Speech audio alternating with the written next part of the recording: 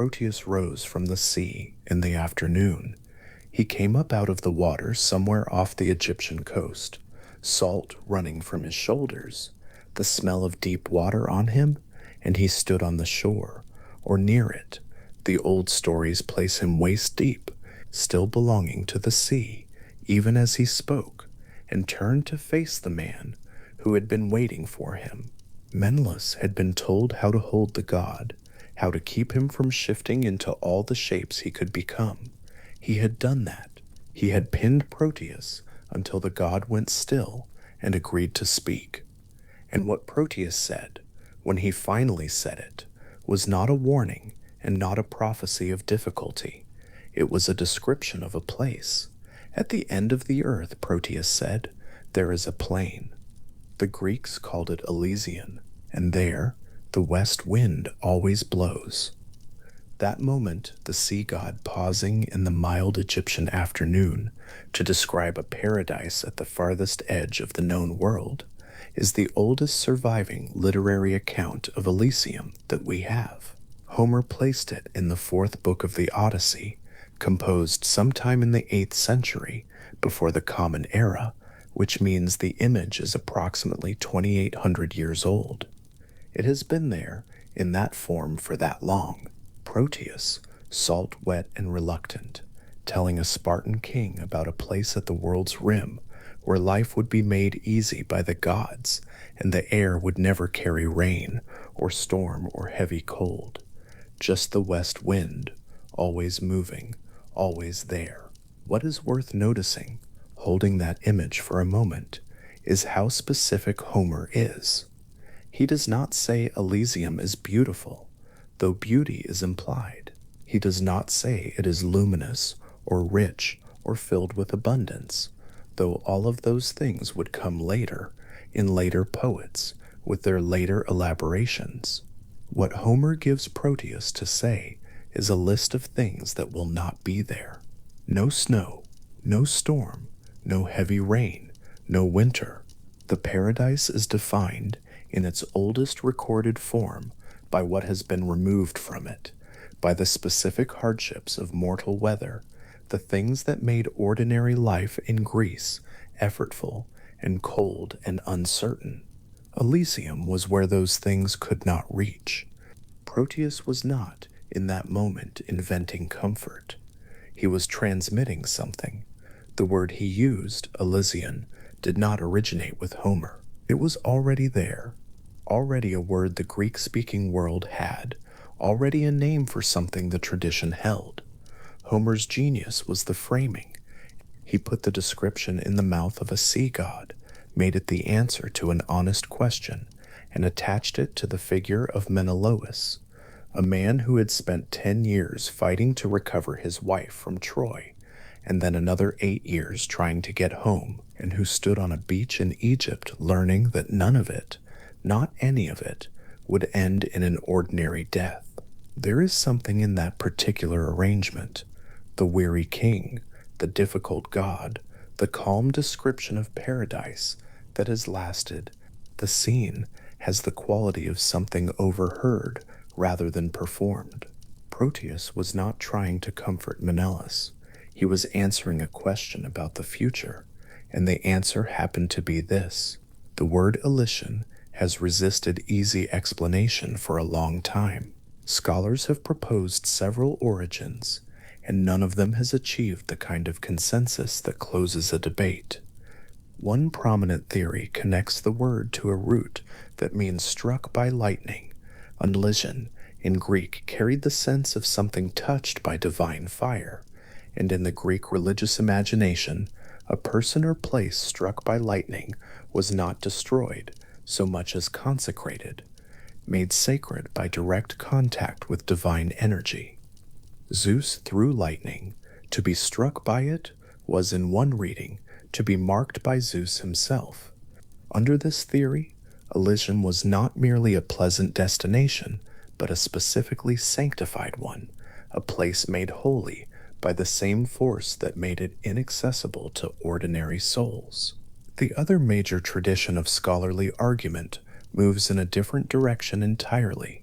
It holds that Elysium is not a Greek word at all in its original form, that it belongs to the substrate languages spoken across the Aegean and the Minoan world before the Greek-speaking peoples arrived and absorbed or displaced the cultures already there. The Bronze Age Eastern Mediterranean was linguistically complex. The Minoans of Crete spoke and wrote a language, Linear A, that remains undeciphered. The peoples of the Aegean Islands and the Greek mainland, before the Greek migrations, left place names and words that survived the transition embedded in the language that came after them, like stones from an older building used in a newer wall.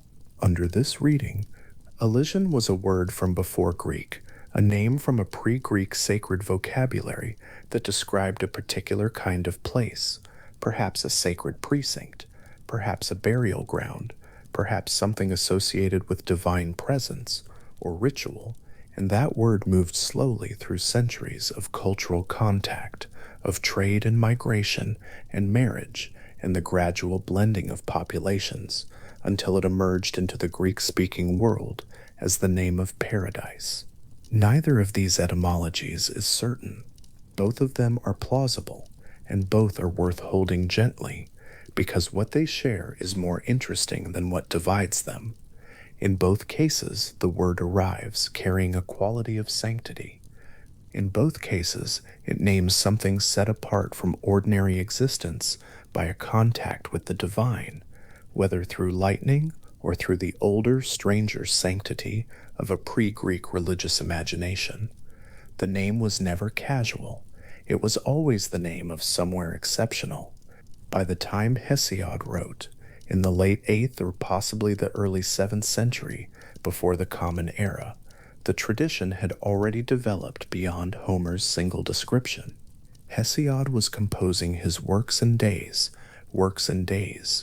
a long poem about the ages of humanity, the way the world had declined from a golden age through silver and bronze, and heroic ages into the difficult Iron Age of his own time.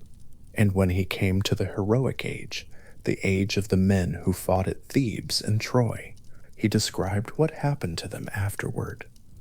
Not all of them died an ordinary death. Some of them were given a different ending. At the ends of the earth, Hesiod wrote, they dwell on the islands of the blessed, set in the deep of the sea, at the place where Oceanus flows. They are heroes. They are free from care. And 3 times in a single year, Hesiod says, the honey-sweet fruit ripens for them. That detail, 3 harvests in a single year, is worth pausing on. In Hesiod's world, in the agricultural world of late archaic Greece, the rhythms of planting and harvest were not merely practical. They were the rhythm of mortal life itself. A field in Greece produced once a year, reliably, if the weather cooperated, if the gods were not hostile, if the farmer's luck held.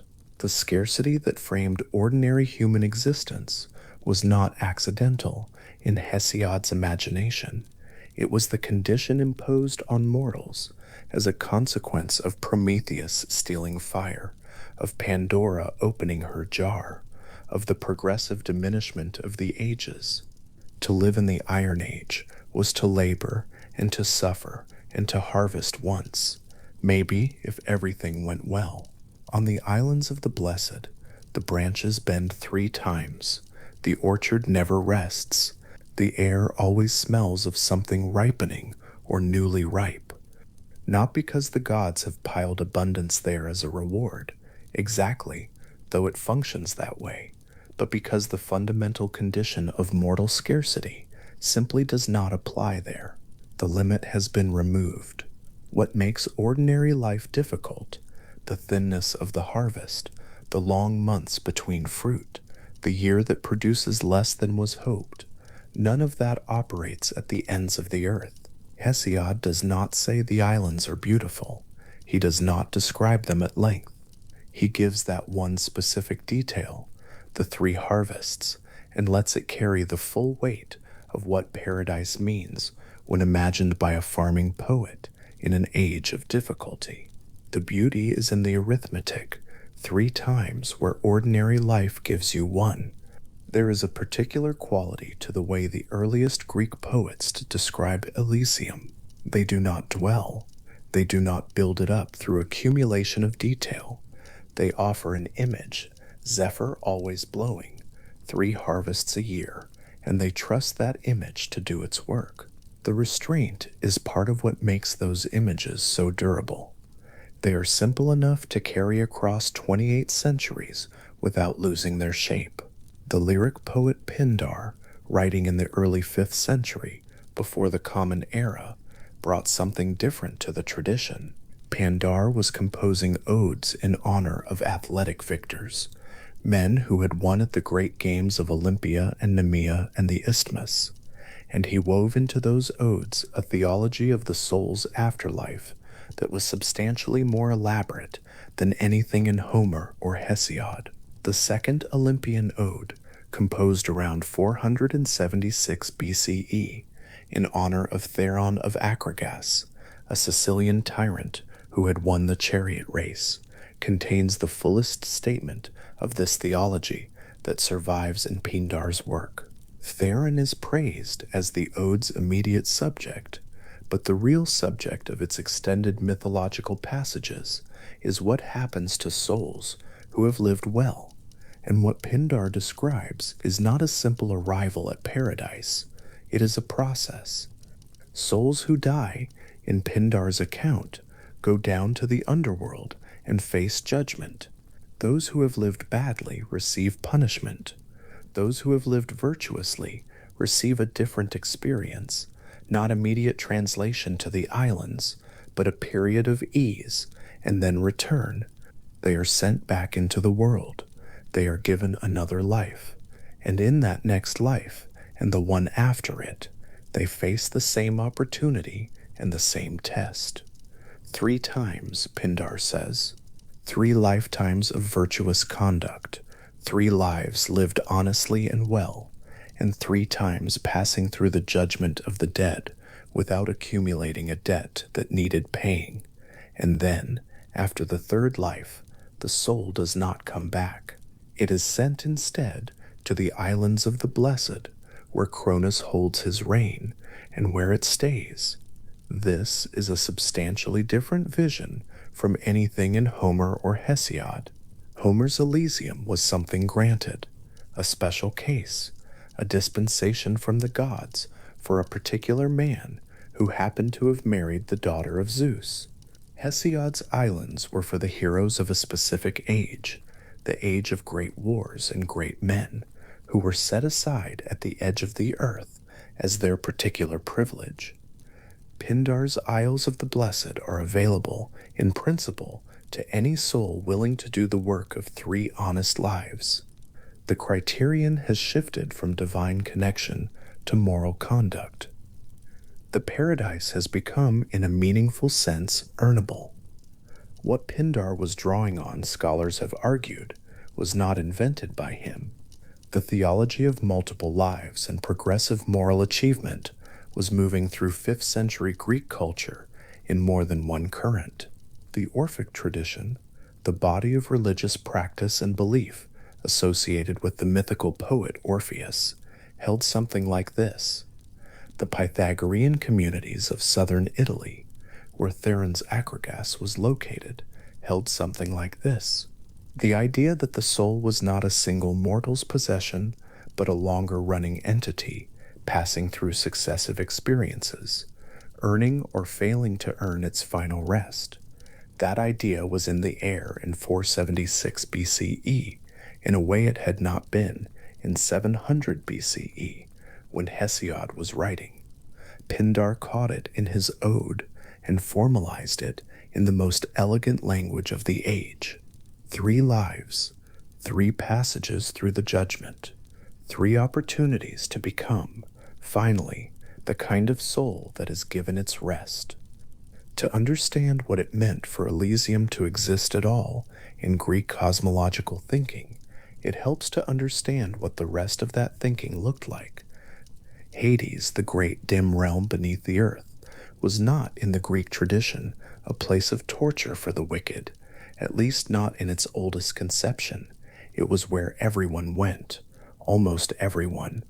The shade of the dead descended, the image of the person without the full vitality and warmth and solidity of the living body, and it took up a kind of existence in the underworld that was generally described as diminished, not terrible necessarily, just thin, just gray.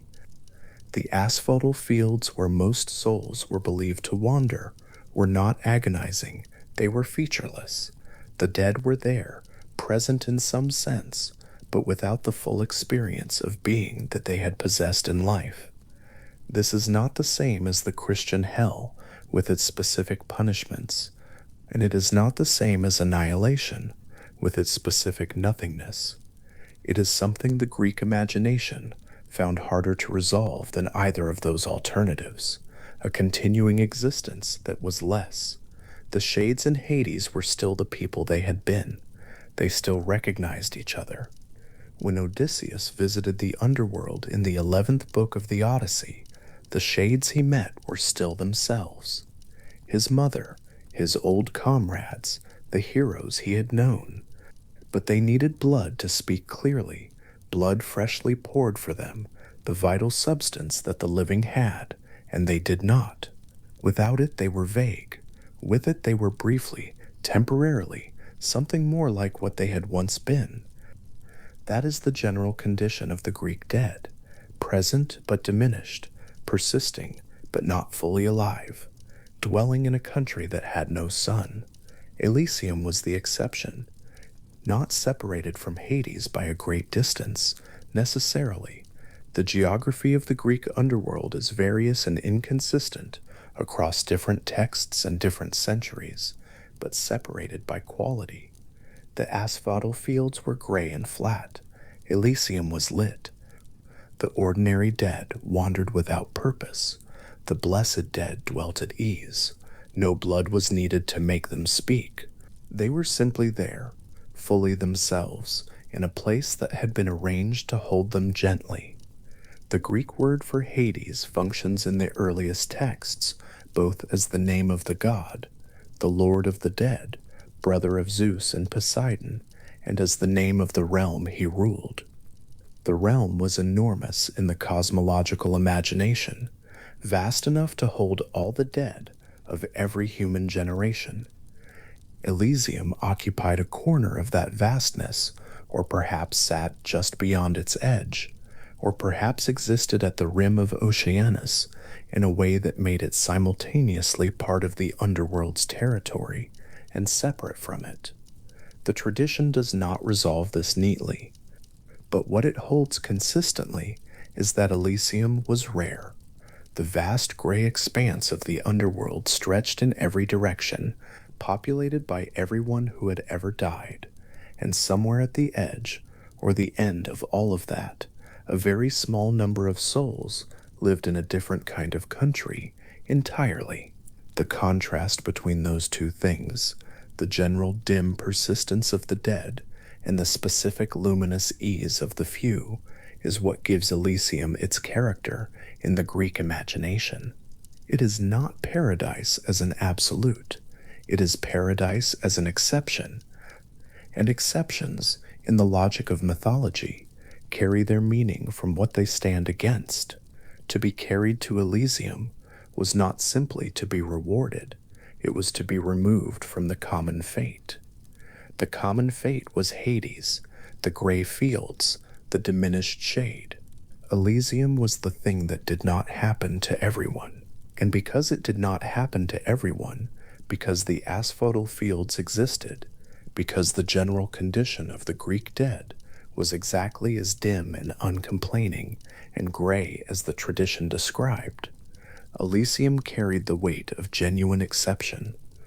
In 476 BCE, when Pindar was composing the Second Olympian Ode and thinking through his theology of 3 lives and the judgment of the soul and the final passage to the islands, he was working within this framework. The stakes were not invented by Pindar. They had been there since Homer, since Hesiod, since the oldest layers of the tradition that Homer and Hesiod were themselves drawing on. What it meant to end up in the gray fields of the ordinary dead was already understood. What it meant to be carried instead to the western islands, where the air was mild and the fruit was always ripening, was already understood. Pindar was elaborating the path between those two fates, making it more specific, more demanding, more available in principle. But the poles of the cosmological map were in place long before him. The West had always been the direction of the dead in Greek thinking, as in many Mediterranean and Near Eastern traditions. The sun went down in the west. The day ended in the west. The great river Oceanus, in the Greek cosmological imagination, encircled the entire disk of the inhabited world, and beyond its western edge was the place where things passed out of ordinary existence. It was not threatening, exactly. The west was simply the direction that things went when they were finished. And because the islands of the blessed were imagined at the far western edge of the world, beyond Oceanus, they partook of this quality. They were where you went when ordinary existence was complete, but instead of the diminishment of the ordinary dead, they offered something that was difficult to name precisely, something more than continuation, but less than return. Hesiod's heroes on the islands are free from care. That phrase is worth sitting with. Not triumphant, not active, not still fighting, still competing, still achieving, free from care. The heroic life in Greek culture was almost synonymously a life of care, of anxiety, competition, the demands of honor, the constant pressure to act and prove and maintain. To be free from care was to be released from all of that. It was not in Hesiod's account a dynamic existence. It was rest, rest that was sustained by 3 harvests a year and the company of other heroes and the quality of the air at the edge of everything. But rest, unmistakably, that is the first conception, an orchard at the world's edge, bending 3 times under its harvest. Souls who had fought at Thebes and Troy, lying down in the shade of it, caring about nothing. The wars finished, the wandering finished, the long human work of being alive and being remarkable and being tested by whatever the gods chose to send, all of it finished. The image of that rest has been in the tradition for 28 centuries. It arrived in Homer as a fact delivered by a sea god on an Egyptian beach. It arrived in Hesiod as a detail in a long meditation on the history of human suffering and decline. It arrived in Pindar as the terminus of a carefully theorized moral journey. In each case it was specific. In each case it was quiet. No one in the oldest accounts of Elysium described it as dazzling or overwhelming or beyond human comprehension. It was a plain where the west wind blew. It was islands at the ends of the earth. It was the place where the branches never went bare. What the oldest sources preserve, underneath their different frameworks and their different centuries and their different purposes, is a single quality, ease, not triumph, not reward in the sense of a grand payment for services rendered, simply the permanent removal of the things that made mortal existence difficult, the storms that do not arrive, the cold that does not come, the year that does not have a lean season, the anxiety that has no more occasion. Proteus, standing in the shallow water off the Egyptian coast, described it in exactly those terms. No snow, no heavy rain, no violent storms, just the west wind, always, the one that makes the grass move and carries nothing dangerous behind it. Menelaus heard this from a god who had been reluctant to speak, who had tried to become other things before settling into speech, and what he heard was that his particular future, his strange, prolonged, complicated future, had already been decided by his proximity to Zeus through the woman he had married. He had not done anything specific to earn it. He had not lived 3 virtuous lives in the way Pindar would later describe. He had been given it. The oldest version of access to Elysium was not moral achievement but divine appointment. Menelaus was going because of who he was connected to. That is Homer's account, and Homer's account is the oldest one we have. 28 centuries old, the oldest surviving literary description of this particular paradise, delivered on a beach by a sea god who smelled of the deep water he had just come from, to a tired Spartan king who had been waiting long enough. The tradition that grew from that moment, through Hesiod's islands and Pindar's careful theology, and the later philosophers who would interrogate the whole question of what souls were and where they went, began here, at the edge of Egypt, with Proteus, waist deep in the sea, describing a plain at the far end of the world where the west wind never stopped, and the islands of the blessed, Hesiod's particular addition to the map, bore the same quality, the same principle of gentle excess, but expressed not in weather but in fruit, the branches bending 3 times a year, the orchards at the ends of the earth, where the air was always warm enough, and the soil apparently never exhausted, and the trees gave their yield again and again without the lean months in between, something always ripening, something always ready, the smell of it, perhaps, hanging permanently in the mild western air, the smell of fruit that has never stopped being fruit, orchards that have never stopped being orchards, a harvest that has no gap in it. This is not the paradise of later religious imagination, with its architecture and its music and its crowds of the saved. It is something older and more specific, and in its particular way, more restful than those later visions. It is a plain, it is some islands. The wind blows from the west. The branches bend. Nothing difficult comes. Whatever the word elation meant before it was Greek, whether it carried the sanctity of lightning, or the older holiness of a pre-Greek language's word for a set-apart place, by the time it passed into the 8th century BCE, and Homer placed it in the mouth of a reluctant sea god off the coast of Egypt, it had settled into its essential meaning, the place at the edge of the world that was reserved for the exceptional few, where the things that defined mortal difficulty simply ceased to operate, and the branches bore their fruit 3 times, and the west wind moved through the grass, and nothing came after it. The great river Oceanus moved at the outer rim of the world, not like a sea, not wide and weather-troubled and full of weather's moods, but as a single encircling stream, turning slowly around the edge of everything the Greeks knew and everything they imagined beyond it. Homer places it there in the oldest surviving accounts, a river that is also a boundary, that marks the place where the world stops being the world and becomes something else. From above, if there were such a vantage, it would have looked like the rim of a coin, the known lands occupying the face, the river circling the edge, and beyond it, in the permanent mild west, whatever was not yet the known world at all. The Greeks of the archaic and early classical periods held the earth as a flat disk, its surface ringed by this single great stream. The word Oceanus was not yet the abstraction it became, not ocean as a general concept, but a particular divine body, a titan older than the Olympians, flowing in an unbroken course around the inhabited world. All other rivers were understood to flow from him. He was the source and the surround both.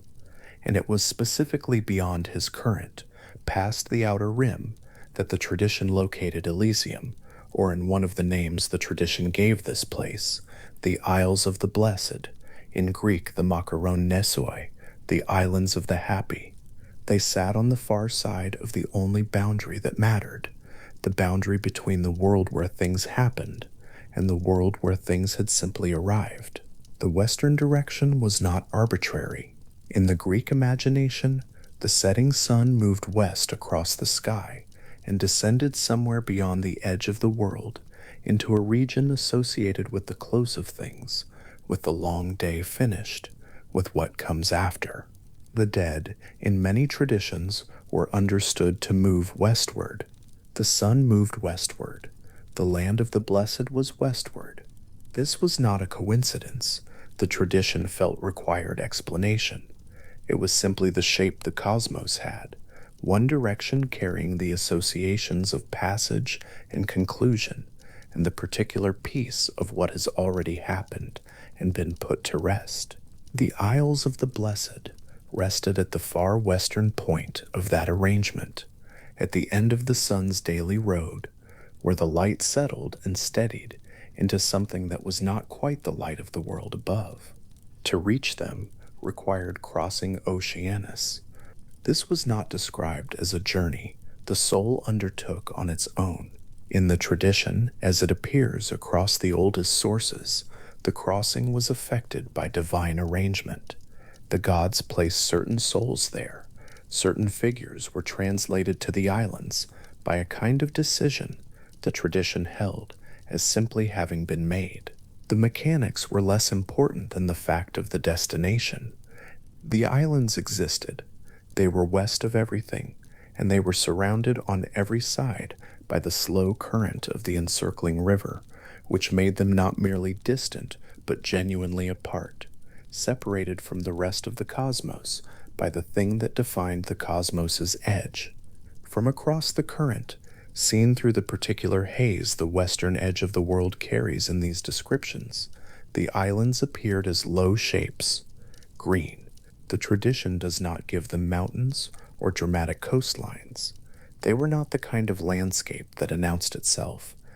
They were mild and low, and covered in the kind of growth that suggests consistent, unhurried rain without ever implying storms, the appearance of a place where the soil is permanently moist and the light is always enough, and nothing has ever been burned down by summer or killed off by winter. The approach would have revealed them slowly, the shapes becoming more definite, the green becoming more specific, the air beginning to carry something that was not quite a smell, but was close to one, something between the smell of stone, warmed slowly in late afternoon, and the smell of something in the process of ripening. Pindar calls them macaron ne soi, and the word makar, blessed or happy, is worth sitting with for a moment, because it is not a simple word in Greek. It is the word used for the happiness specific to the gods, the kind of happiness that exists without vulnerability, without the constant awareness of what could be lost.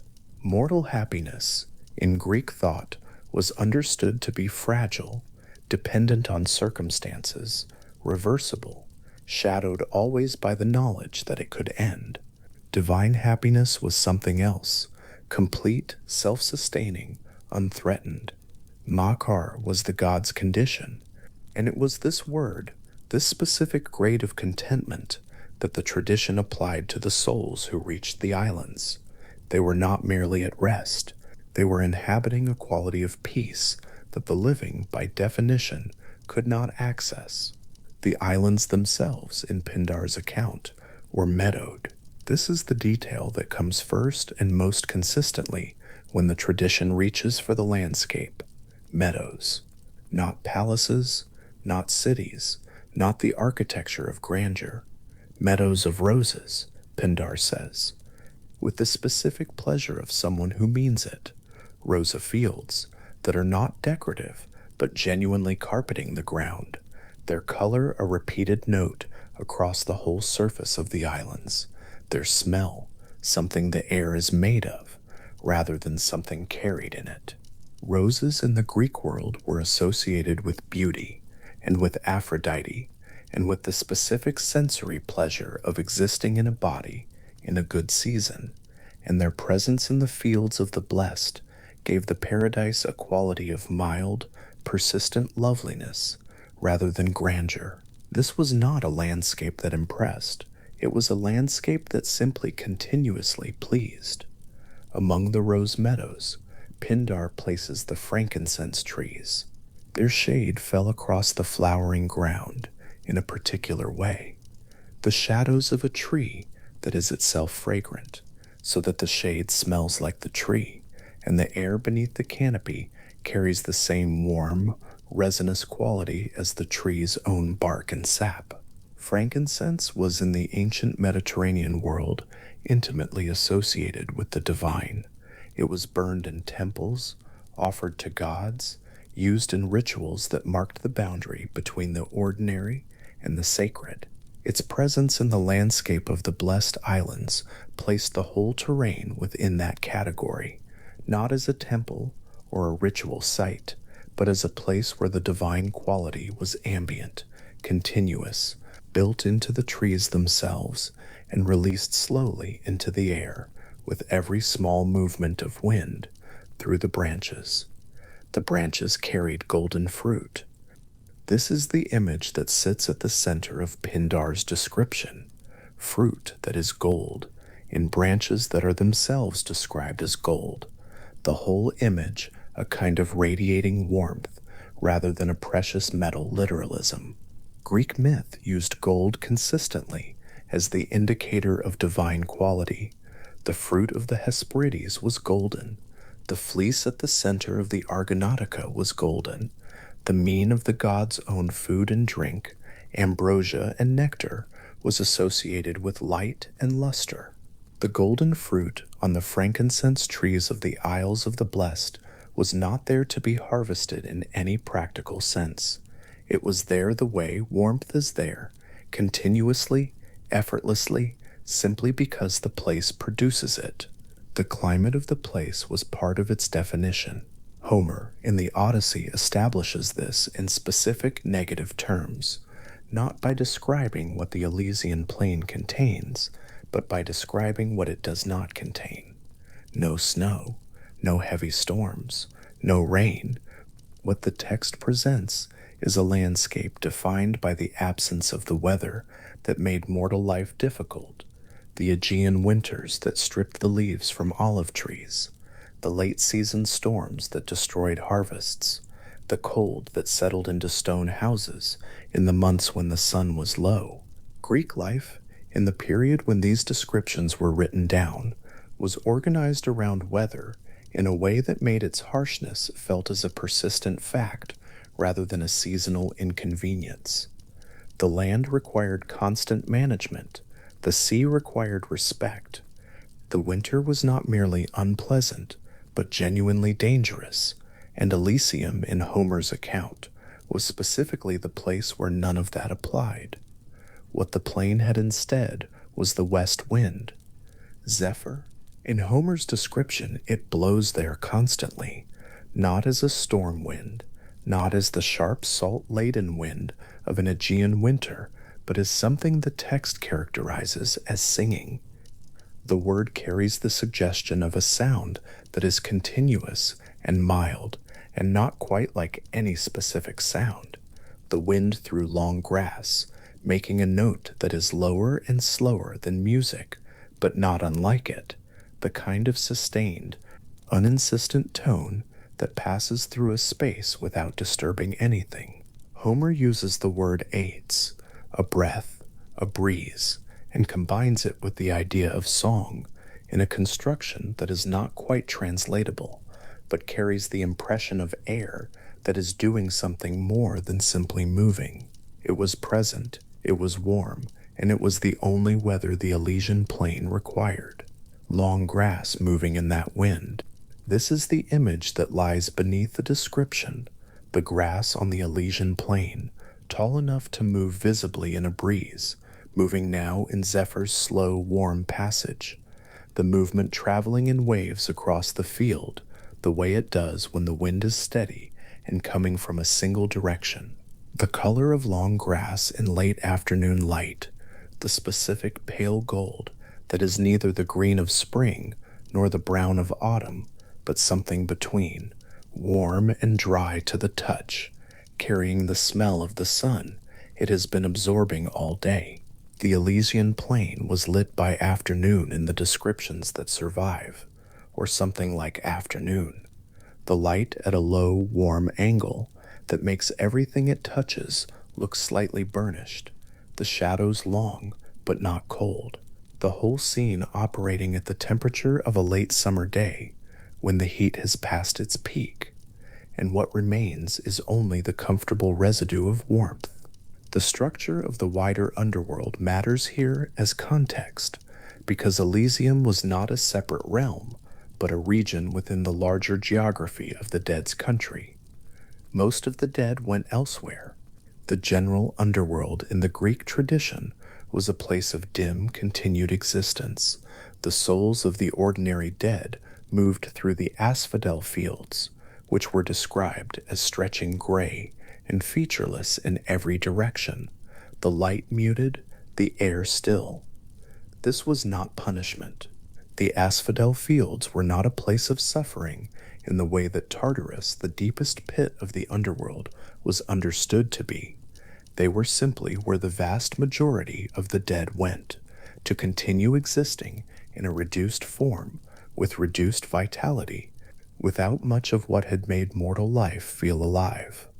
Not miserable, simply dim. The contrast between those gray, featureless fields and the rose meadows of the Isles of the Blessed was built into the structure of the cosmos. The two places were not separated by great distance.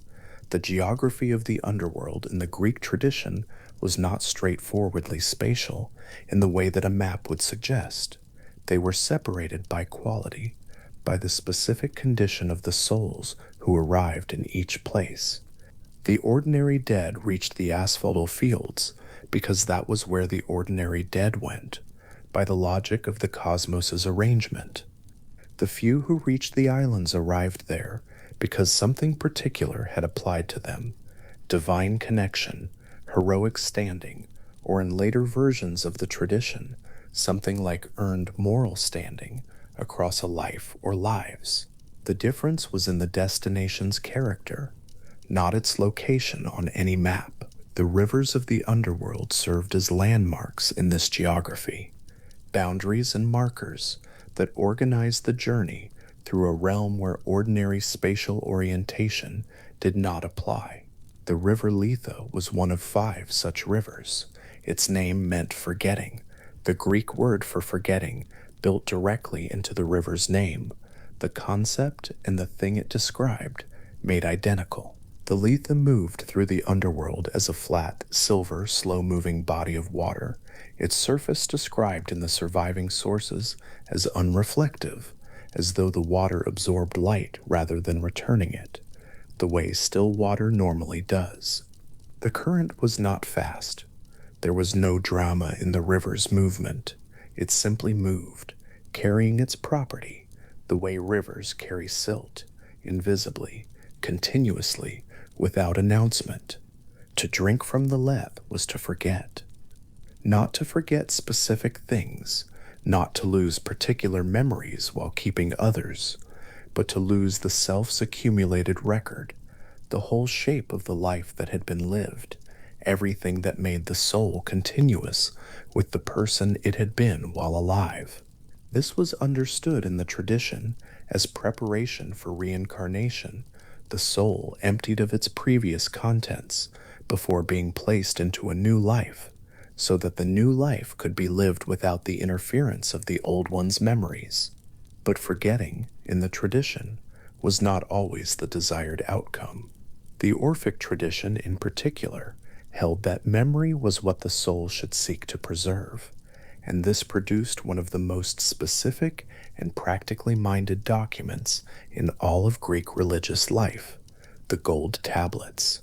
The Orphic gold tablets are small, thin sheets of gold, inscribed with Greek text in letters small enough to require close attention to read, found folded in the graves of the dead across a wide geographic spread, Thessaly and Crete in mainland Greece and the islands, and further west into the Greek colonies of southern Italy, in places like Hipponion and Petelia and Pharsalus.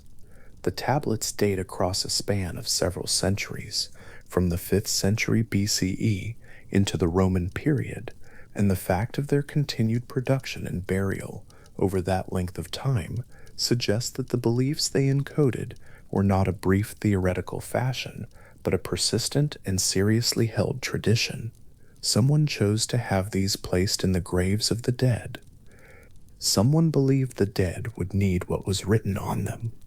What was written on them was instruction, directions.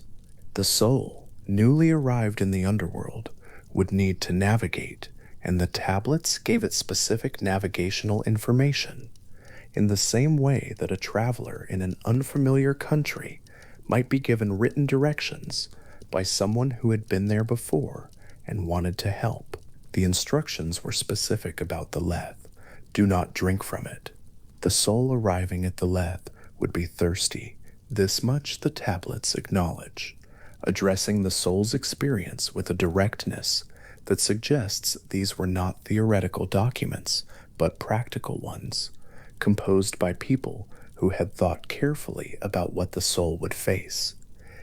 The soul would be thirsty, and the flat, still water of the Leth would be immediately present, and the instruction was to move past it.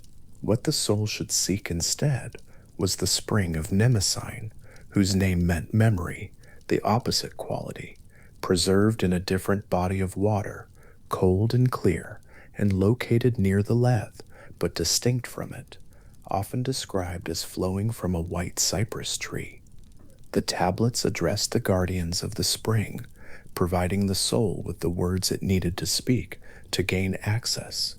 I am a child of earth and starry heaven, but my race is of heaven alone. Some tablets elaborate further, providing the soul with what amounts to a password, a declaration of origin and identity that the guardians would recognize as marking the soul as belonging to the tradition, as having lived in a way consistent with the Orphic understanding of the soul's nature and destination. The guardians would then allow the soul to drink, and the soul, having drunk from Mnemosyne, would preserve its identity and its memory through whatever came next. The spring of Mnemosyne and the river Lethe both functioned as navigational landmarks in a geography that was not visible in the ordinary sense, but was real in the tradition's understanding, real in the way that the roads and rivers of the living world were real, requiring the same kind of knowledge, the same advanced preparation, the same attention to the difference between one path and another. The tablets were an act of care for the dead, prepared while the dead were still alive and capable of making arrangements. The person who commissioned one was thinking ahead, imagining the soul's arrival in the underworld, its disorientation, its thirst, the choice that would be immediately presented to it, and trying to give it what it needed to choose correctly. This geography, with its rivers and its instruction and its paths diverging in different directions, was not experienced as alarming in the tradition that produced it. The tablet's tone is calm and practical. Here is where you will be. Here is what you will see. Here is what you should do. There is no dread in the directions, only the assumption that the soul is capable of following them, that the underworld is navigable, that the journey has a shape, and the shape can be known in advance.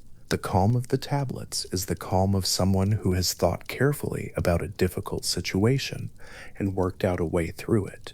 The calmness not of someone indifferent to the difficulty, but of someone who has prepared for it so thoroughly that the preparation has settled into confidence. West of the Lethe, beyond the navigational landmarks of the underworld's interior geography, the islands continued to exist in their permanent mild afternoon. The roses still in their meadows, the frankincense trees still casting their fragrant shade, the golden fruit still in the branches, catching whatever soft light belonged to that place, not the sun's light, not transmitted from above, but the quality of light that seemed to belong to the islands themselves, resident there, as much a property of the place as its soil or its wind. The Isles of the Blessed were not lit from outside. They carried their own illumination, which was not dramatic and not piercing, but simply consistent, the particular quality of a place that has never been dark and does not remember darkness. The Sea of Oceanus surrounded the islands on every side, its current making a sound that was not quite a wave sound and not quite a river sound, but something between, the continuous passage of moving water around a fixed point, steady enough to be heard always, and familiar enough to stop being heard, the way a sound that is always present eventually becomes part of the silence. The souls on the islands were surrounded by it. It was the constant context of their existence in that place, the sound of the boundary that separated them from the rest of the world, heard as the sound of the world's edge going around them slowly, the edge itself as much as sound as a shape. The fragrance of the place came from multiple sources simultaneously. The roses contributed their specific note, something sweet and slightly medicinal, the smell of roses in warmth being more complex than the smell of roses in cold, carrying a faint edge of the green beneath the sweetness, the smell of the stem and the leaf mixed into the flower's own scent. The frankincense trees added their resinous warmth above it. The soil itself would have contributed the smell of ground that is always moist enough and always warm enough, the particular richness of earth that is productive, that has been producing things continuously for a long time without being exhausted.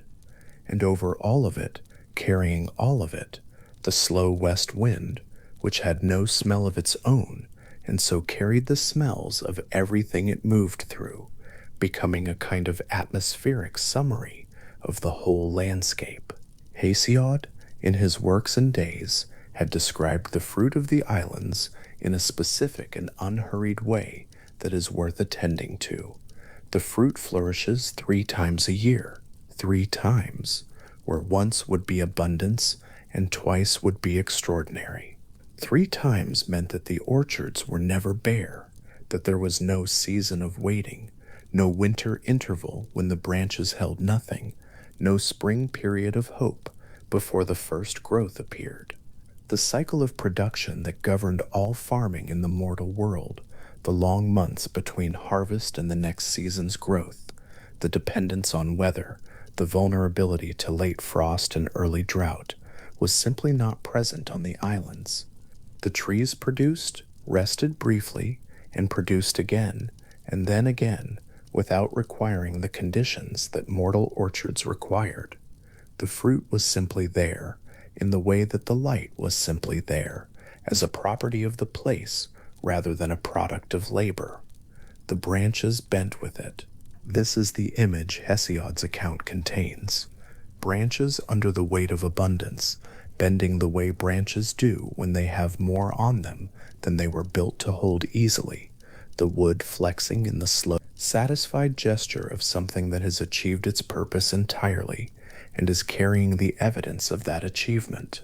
The bending of branches is not a grand image. It is small and specific and entirely domestic, the kind of detail that someone observes in an orchard, not in a palace or a battlefield. Hesiod was himself a farmer, or at least a poet, who wrote from and for the farming world, and his paradise, in its most concrete moments, is an orchard. Not a throne room, not an arena, an orchard at the edge of the world, its branches bending 3 times a year under their own abundance, the fruit carrying whatever warmth had been stored in it since the last harvest, the ground beneath receiving the shade of the full branches. Between harvests, if the pause between one fruiting and the next could be called a harvest's interval, the branches would still not be bare. The tradition does not suggest bareness, does not suggest an empty season. The cycle was compressed enough that the overlap between one fruiting's end and the next's beginning closed the gap, so that at any point on the islands there would be something in the trees, the last of one season's fruit, still hanging, while the next season's was beginning to form, the branches moving from full to fuller, without passing through empty. This was the nature of the paradise as the agricultural imagination conceived it, not the total abolition of the fruit cycle, but its liberation from the painful intervals that made the cycle hard. The cycle continued, but its difficult phases had been removed, leaving only the good parts, the parts that justified the waiting that the living world required, and the islands did not. The air always carrying the smell of something ripening. This was the specific quality of the place that Hesiod's account leaves behind when it moves on to other things.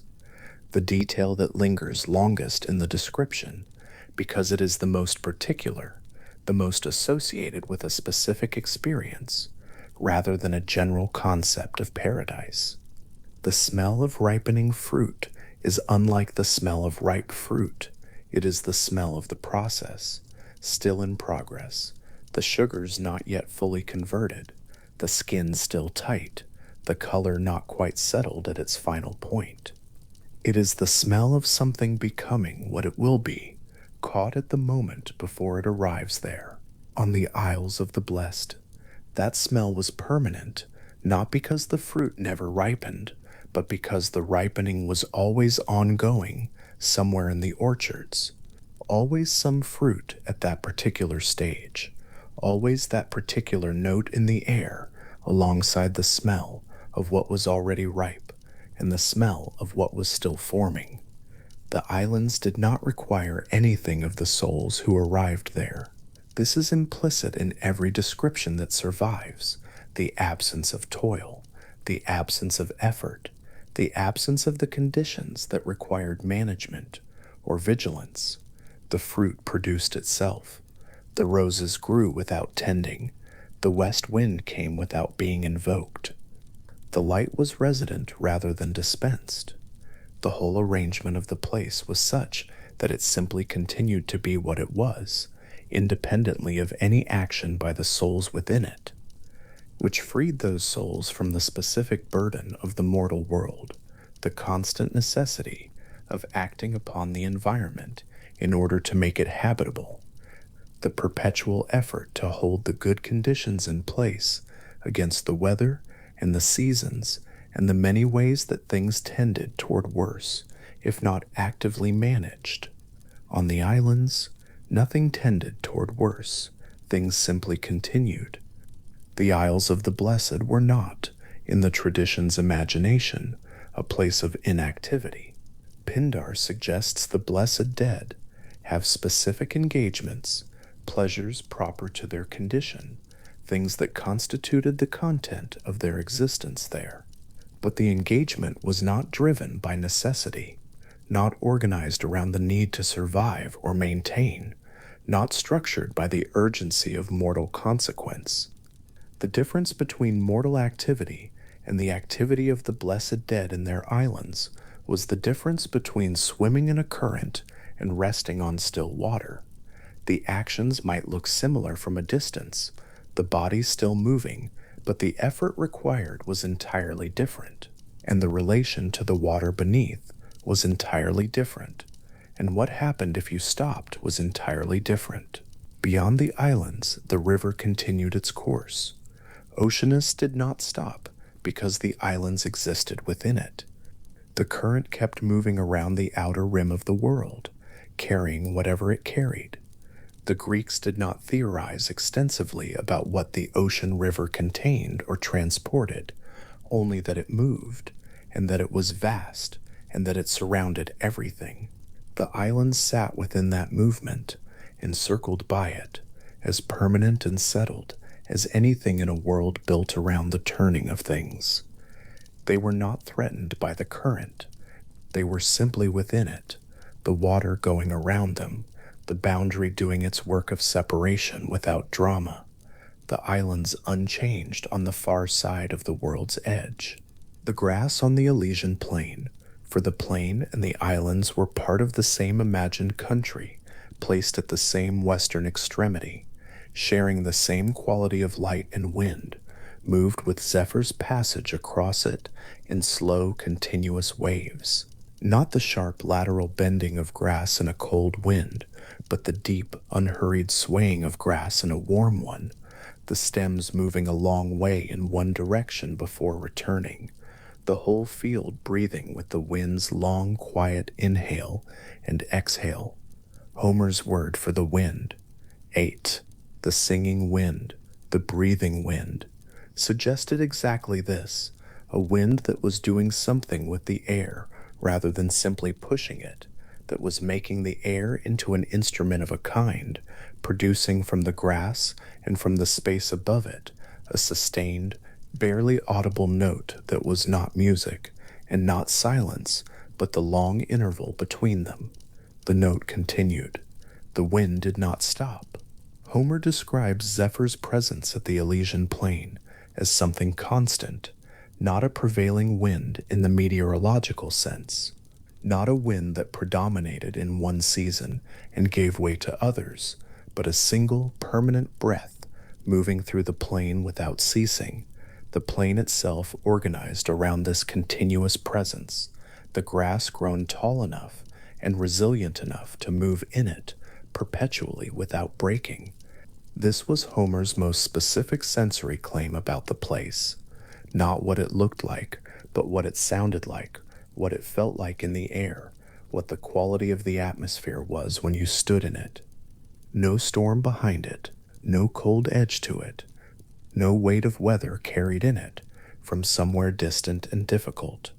Simply the wind, warm and unhurried, making its quiet sound in the grass at the edge of everything, and the grass receiving it, and the sound continuing into the permanent afternoon. Menelaus was standing on a beach when he learned that his death had already been decided differently.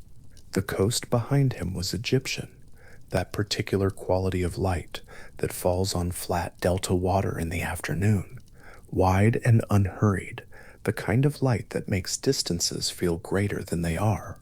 In front of him stood Proteus, the old sea god who knew the shape of things, his body still wet from the water he had been pulled from, carrying the salt smell of the open sea on his skin. And what Proteus told him, there on that flat Egyptian shore with the afternoon spreading around them, was not a prophecy about battles or kingdoms. It was simpler and stranger than that. It was the name of a place at the far edge of everything, a plain at the western end of the world where a certain kind of life continued after ordinary life was done, and the news was that Menelaus was already claimed for it. The tradition that tells this story is old enough that it is one of the oldest literary records of paradise ever written down. Homer said it in the 4th book of the Odyssey, and the detail is precise. It was not Menelaus himself who had earned this destination. Not quite, or not in the way a man earns something through effort and character. What he had was a connection. His wife Helen was a daughter of Zeus, and that kinship to the divine made Menelaus, by extension, a figure already threaded into the fabric of things above the ordinary. The gods made their decisions about him through that thread. He was going to the Elysian plain. This was simply a fact about him, established not by his conduct, but by who he had married and who her father was. The scholar reading this passage would note how different it is from later frameworks. There is no judgment described here, no court of assessment, no weighing of actions against a standard of virtue. A god with knowledge of the future leans close and says there is a place at the world's end, and the west wind blows there always, and you are going to it. The criterion is connection, not character. The god's decision is not explained.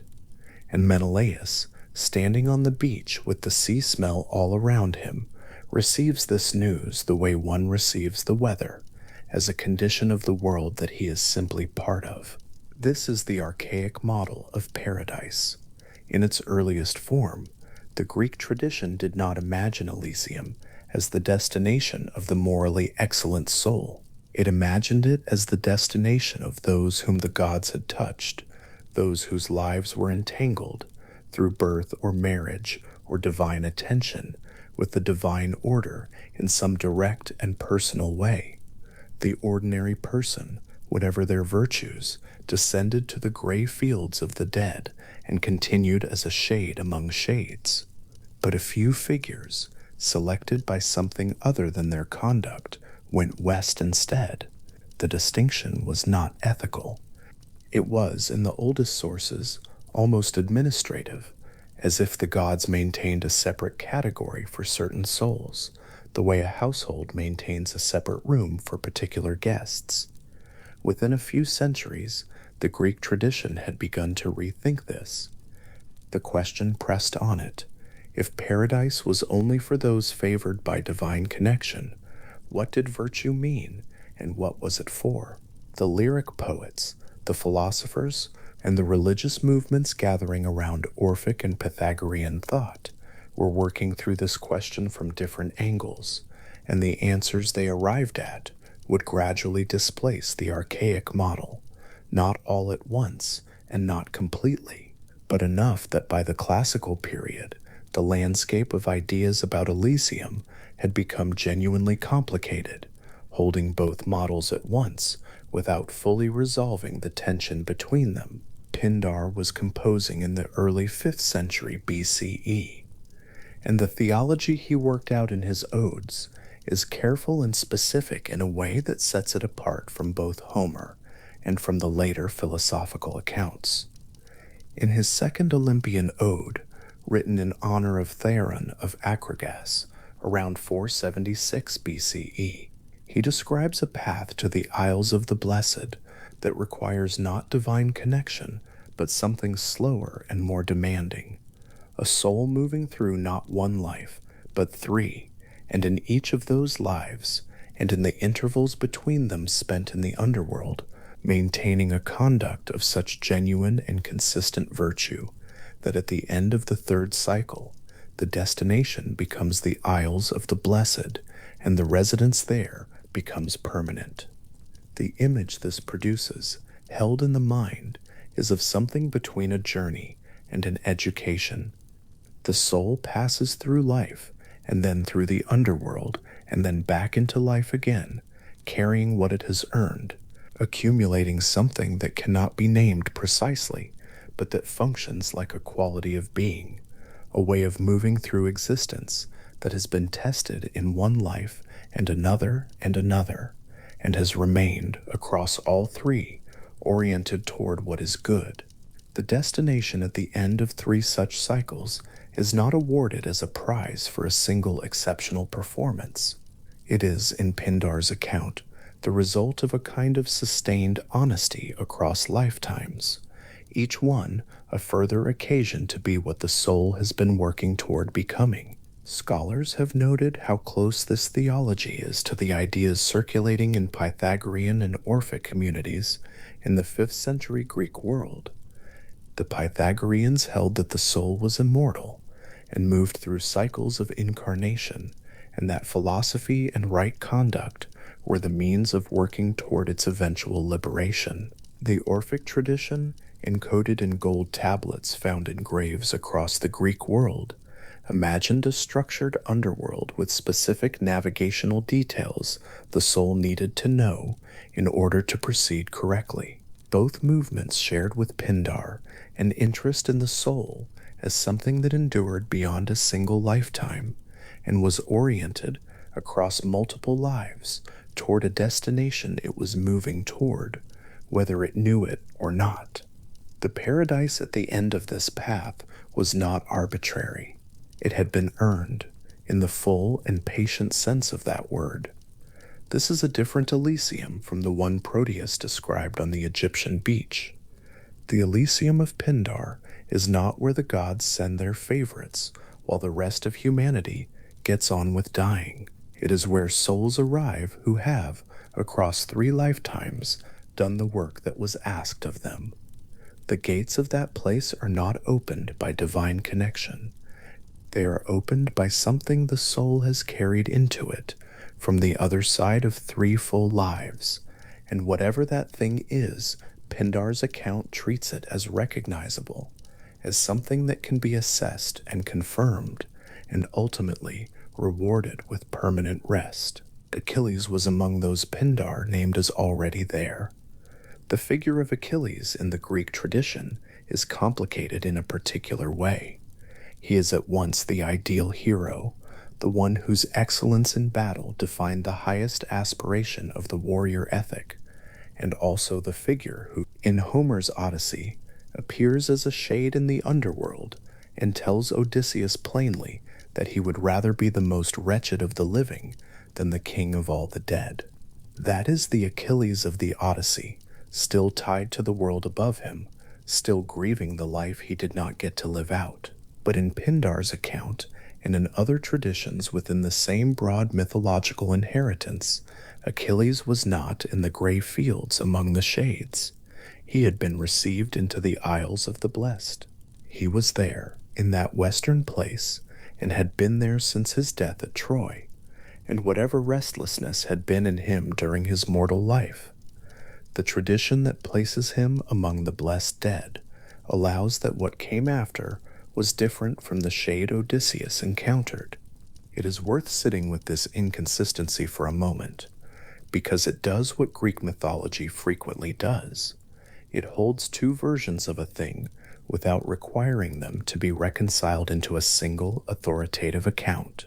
Homer places a grieving, frustrated Achilles in the ordinary underworld. Pindar places him among the blessed dead on the islands at the edge of everything. Both versions were available to Greek audiences. Both were in circulation simultaneously. The tradition did not feel obliged to choose between them, because Greek myth was not a single fixed text, but a conversation across centuries in which different poets, different religious communities, and different local traditions contributed their versions of the same inherited material. What the Pindaric version adds to the picture of Achilles is rest, not the terrible stillness of the gray fields, not the shade's attenuated existence without the blood and vigor of mortal life, but something that functions as the opposite of that, a genuine and permanent settling into a place that suits whatever has become of the soul. The Achilles who is in the Isles of the Blessed is the Achilles at the end of what he was always becoming, arrived somewhere that holds him exactly. Cadmus was there too, according to Pindar. This is a figure whose mortal life had been dense with the kind of events that myths are made of. He had followed a cow to the place where Thebes would be built. He had killed a dragon sacred to Ares and sown its teeth into the earth, and from those teeth armed warriors had grown and fought each other until only 5 remained, those 5 becoming the founding families of Thebes. He had married Harmonia, the daughter of Ares and Aphrodite, a figure whose name carried its own significance, and together they had lived through the catastrophes that came for the children they made, catastrophes that Greek myth does not spare in its telling. The life of Cadmus, taken as a whole, was a life of extraordinary acts and considerable grief, and at the end of it, or rather at the end of what the tradition records of it, there he was, among the blessed dead, on the islands where the frankincense trees cast their shade and the rose meadows stretched without interruption. Pallas was there, the father of Achilles, whose mortal life had carried its own full weight of heroic experience, its own encounters with the divine. He had wrestled the sea nymph Thetis into marriage, which was itself a myth inside the larger myth of what that marriage would eventually produce. Peleus, the old king, the father of the greatest Greek hero, was counted among the permanent residents of that western place. These are the named inhabitants, but what is perhaps more interesting than the names themselves is the roster they collectively form, a specific, coherent set of figures, not an abstract host of the deserving, but actual individual identities from Greek heroic memory. The Isles of the Blessed, in Pindar's account, had a population that could be listed, that had names and histories and relationships to one another that the Greek audience would have recognized. The paradise was not an anonymous field of the generally virtuous. It was a place where particular figures were known to be, and the fact that a poet in the 5th century BCE could name them with this degree of specificity tells us something about how seriously the tradition took the question of who was actually there. The two models, divine connection and moral achievement, sit together in the tradition without a final resolution, but by the classical period, the moral account had become the more dominant one in philosophical writing. Plato's contribution to this conversation was, characteristically, to make the structure explicit and to give it a setting of unusual clarity. In the Gorgias, Socrates describes a great crossroads in the underworld. Plato was writing in the 4th century BCE, and the account he puts in Socrates' mouth is framed as a story, a mythos, a myth, but one that Socrates treats with a particular kind of seriousness, the way one treats an account that may not be provable, but that points towards something real. At this crossroads, 3 judges sit, Minos, Rhadamanthus, and Achaeus. And what Plato describes as happening there is one of the more striking images in all of ancient philosophical literature about the afterlife. The souls arrive stripped. This is the central and structurally essential feature of the Platonic account of judgment.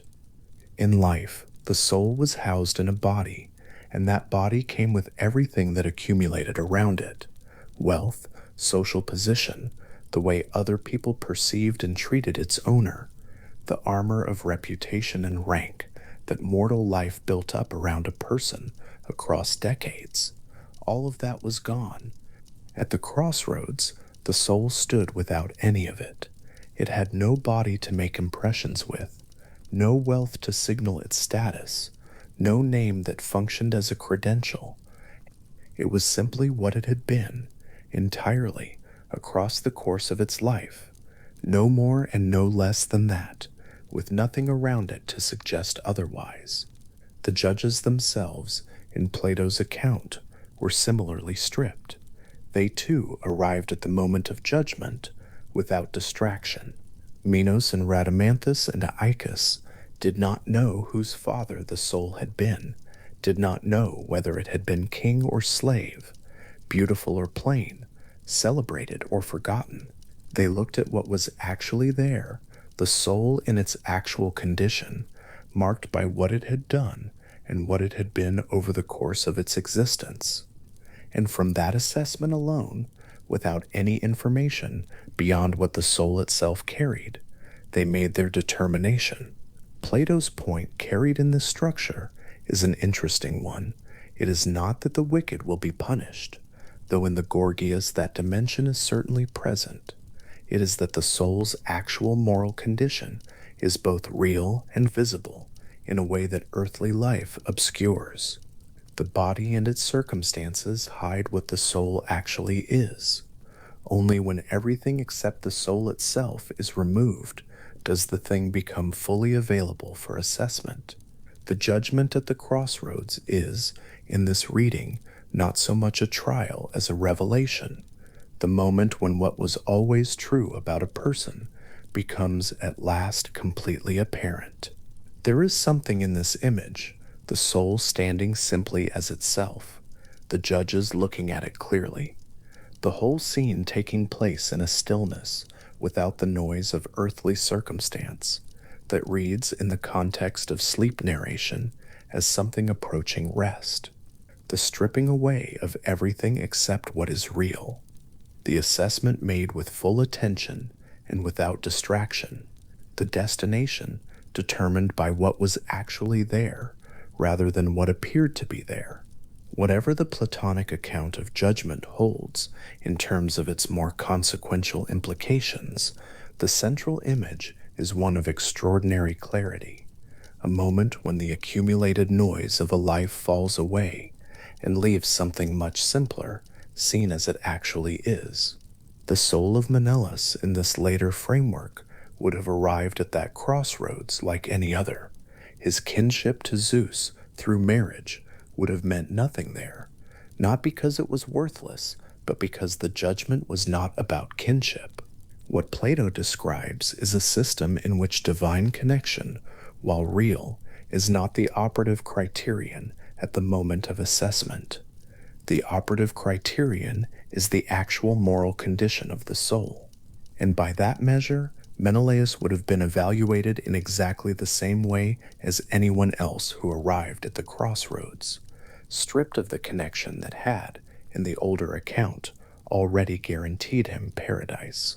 The tension between these two frameworks was never fully resolved in Greek thought, and perhaps did not need to be. What the tradition held on to, across both of them, was the idea of Elysium as real as a specific place, with specific inhabitants, administered with specific attention to the question of who belonged there. The archaic version held that the gods made personal decisions about certain souls in particular ways. The philosophical version held that the soul's own history was its own argument.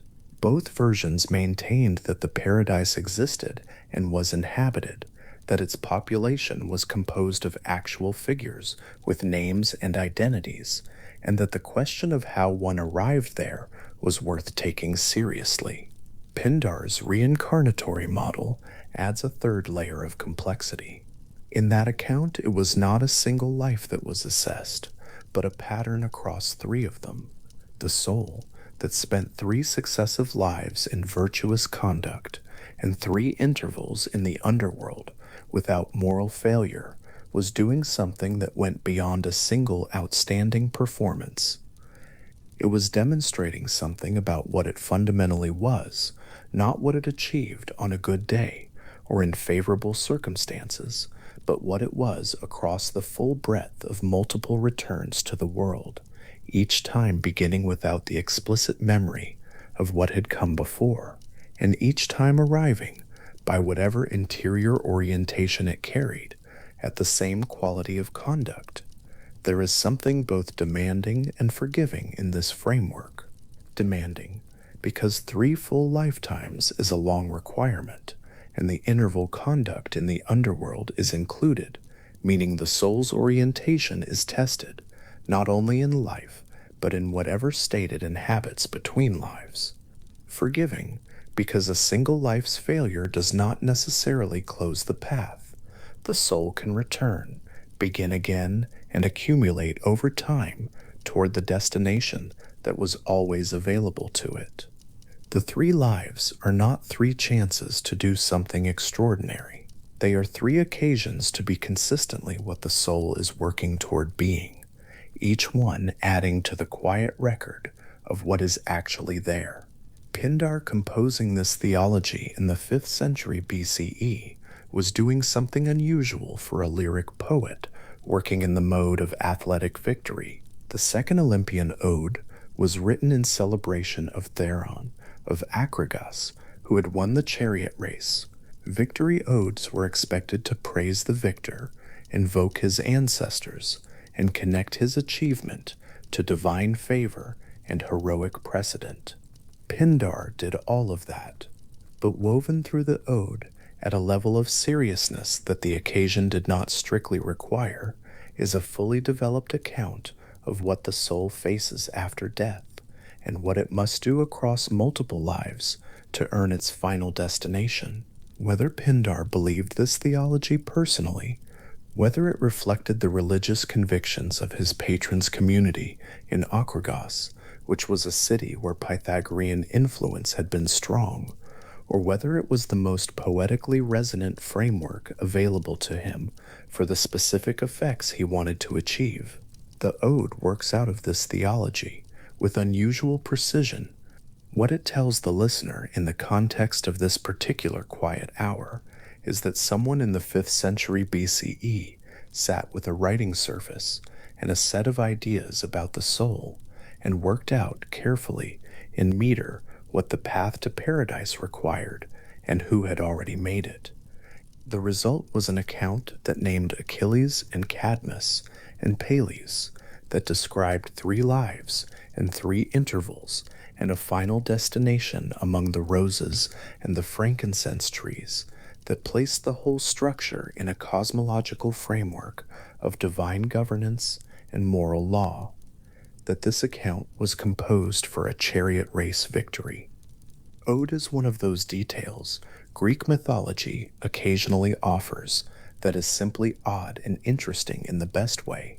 The paradise theology inserted into the athletic occasion, like a message intended for the ode, long after the race had been forgotten. The souls who did not make it to the Isles of the Blessed in Pindar's framework were not condemned to suffering, at least not in his explicit account. They continued through the cycle, more lives, more intervals, more opportunities for the orientation that would eventually earn the destination. The path was long but not foreclosed. What the tradition holds across Pindar and Plato and the Orphic gold tablets found in graves across the Greek world, from Thessaly to southern Italy, is a consistent sense that the afterlife had structure, that the structure was knowable, and that the soul was not simply helpless within it. Whether through divine favor, moral achievement, or patient navigation across multiple incarnations, there was a direction available. The blessed dead had found it. They were already there. And what they found there, they were already there. And what they found there, those specific named figures from heroic memory, Achilles with his war finished, Cadmus with his city built and his dragon teeth planted, Peleus with the weight of his son's extraordinary life behind him, was something that the tradition consistently describes in the same terms, regardless of which text or century is offering the description. A place where the west wind moved through grass, a place without storms, meadows that received sunlight of a particular mild quality, an end to the urgency that mortal life never quite stopped requiring of the living. Menelaus had been told about it on a beach in Egypt by a sea god who knew the shape of the future in the particular and unhurried way that very old knowledge is sometimes conveyed, not dramatically, not as a revelation requiring a response, but simply as a fact about the world, offered to someone who happened to be standing in the right place to hear it. He would go to the Elysian plain. The west wind there blew always. The life of ordinary mortals ended for most of them in the gray fields of the dead. But for him, already distinguished by his particular connection to the divine, the destination was different, and further west, and would be waiting whenever his time came. The tradition that carries that detail from Homer's Odyssey has been carrying it for nearly 3,000 years. The beach is still in the text. Proteus is still there, wet from the sea, and the afternoon light is still wide and flat around him. And the words he speaks are still the words that introduce Elysium to the surviving record of Western literature. A place at the world's edge, a west wind blowing, a quiet life after the end of the mortal one, reserved for those who had been marked out for it. At the crossroads in the underworld, in Plato's Gorgias, the assessment is always ongoing. Achaicus with his staff, Rhadamanthus making his determinations, Minos with his final authority, the souls arriving one after another, stripped of everything that was not essentially themselves, standing simply as what they had been across the full course of their lives. Nothing hidden and nothing added, the judgment falling clearly in the stillness of a place below all the noise of the world above. What each soul carries to that crossroads is the total of what it was. The wealth it accumulated or failed to accumulate means nothing at that fork. The reputation it built or failed to build casts no shadow there. The body that housed it, with all its advantages or disadvantages, is gone. What remains is what was always there beneath all of that, the actual orientation of the soul, its actual character, the way it actually moved through the choices its life offered it. And the judges look at that, and they know what they see, and they direct the soul accordingly.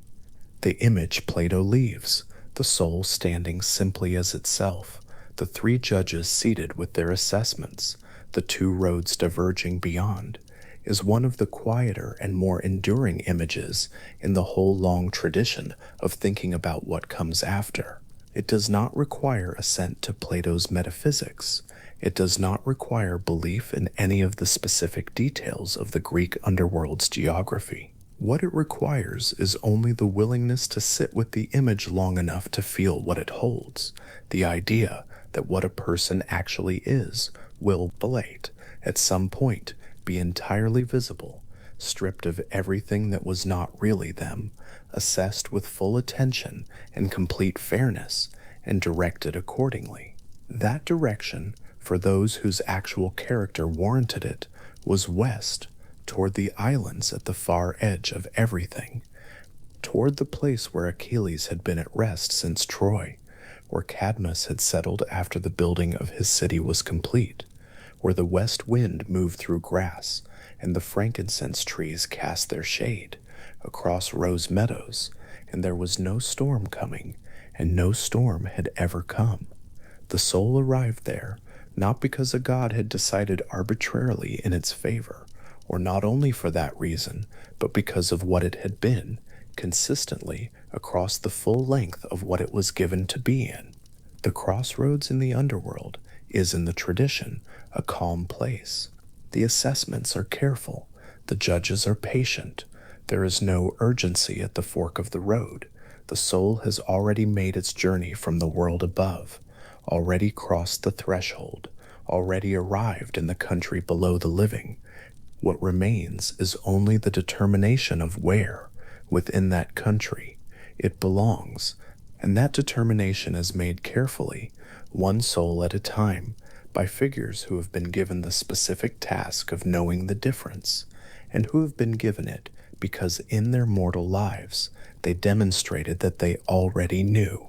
The soul stands at the crossroads and waits for what it has been to be recognized, and then it is directed, and the road to the west for those who take it leads toward the low green shapes of the blessed islands and the slow permanent afternoon light of a place that the tradition has been describing in one form or another since Proteus rose from the sea off the Egyptian coast and told a bewildered king that the farthest edge of the world had a place in it that was already, quietly, his. Rhadamanthus arrived in Elysium, the way certain people enter a room without announcement, without needing to establish anything, the quality of who he was moving ahead of him, like a change in the air. Homer places him there simply in the Odyssey, as though his presence requires no elaboration. He is the ruler of Elysium. He is there. And for the tradition, that was enough, because what Rhadamanthus was during his mortal life had already said everything that needed saying about why he had been given that particular place at the far end of the world. He was the son of Zeus and Europa. His brother was Minos, the great king of Crete. His mortal life, in the accounts that survive, had been the life of a lawgiver, someone who administered the affairs of the living with a consistency so thorough and an impartiality so complete that even in the world of myth, where gods complicated every human arrangement and favor could be purchased with the right sacrifice at the right altar, Rhadamanthus was spoken of as a man whose judgments held.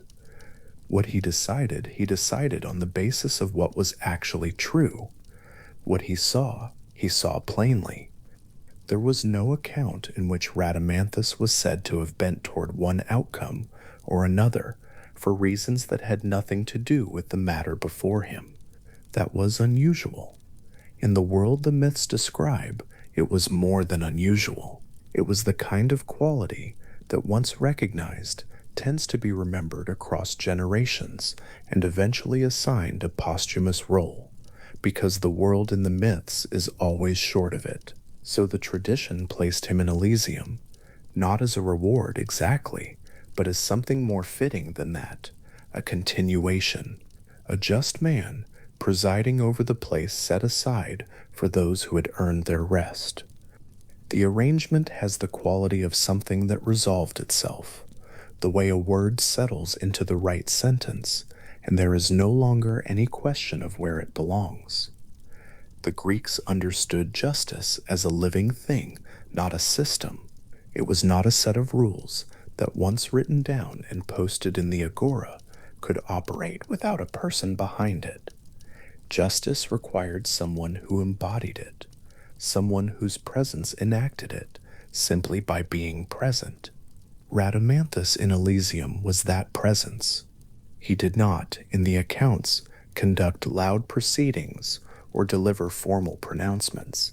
He was simply there, in a place where the air was always mild and the west wind moved without ceasing.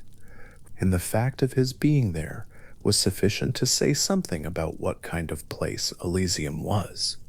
Not a paradise of spectacle or abundance alone, but a place organized around the quality that in life had been the hardest thing to find and maintain. Homer does not dwell long on Rhadamanthus. The Odyssey mentions him briefly as part of the promise Proteus makes to Menelaus, that he will not die, but will be carried westward to the plain where Rhadamanthus dwells. The name is offered as a kind of credential for the place, the way a builder's name attached to a structure tells a traveler something about what they can expect to find, standing when they arrive. The name was enough. Any Greek listener who heard it would have understood immediately the character of the realm it pointed toward. Rhadamanthus meant incorruptible fairness, and Elysium, by hosting him, announced itself as a place organized accordingly.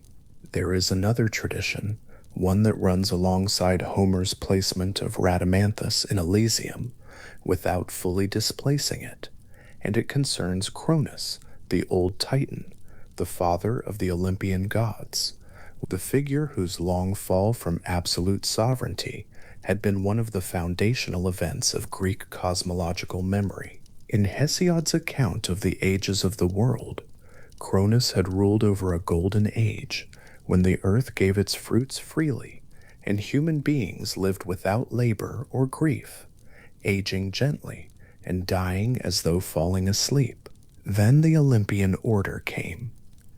Zeus was born, the children of Cronus were freed from within him, the Titans were overthrown, and Cronus descended into the long confinement of Tartarus, which was the deepest place below the world.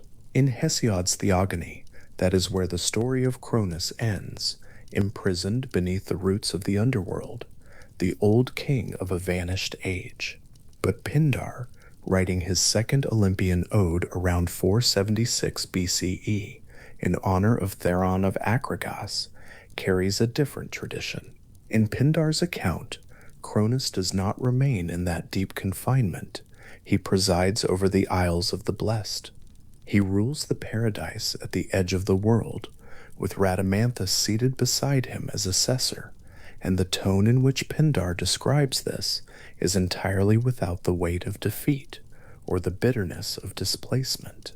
Cronus in the Isles of the Blessed is not a prisoner given a better cage. He is a figure who has arrived at his final place, the old Titan father, restored to a small and permanent sovereignty in the most remote and quiet corner of the world. The Greeks imagined, presiding over the blessed dead with a patience that comes from having already lived through the end of everything he once ruled, and finding himself still present on the other side of it. There is something worth sitting with in that image.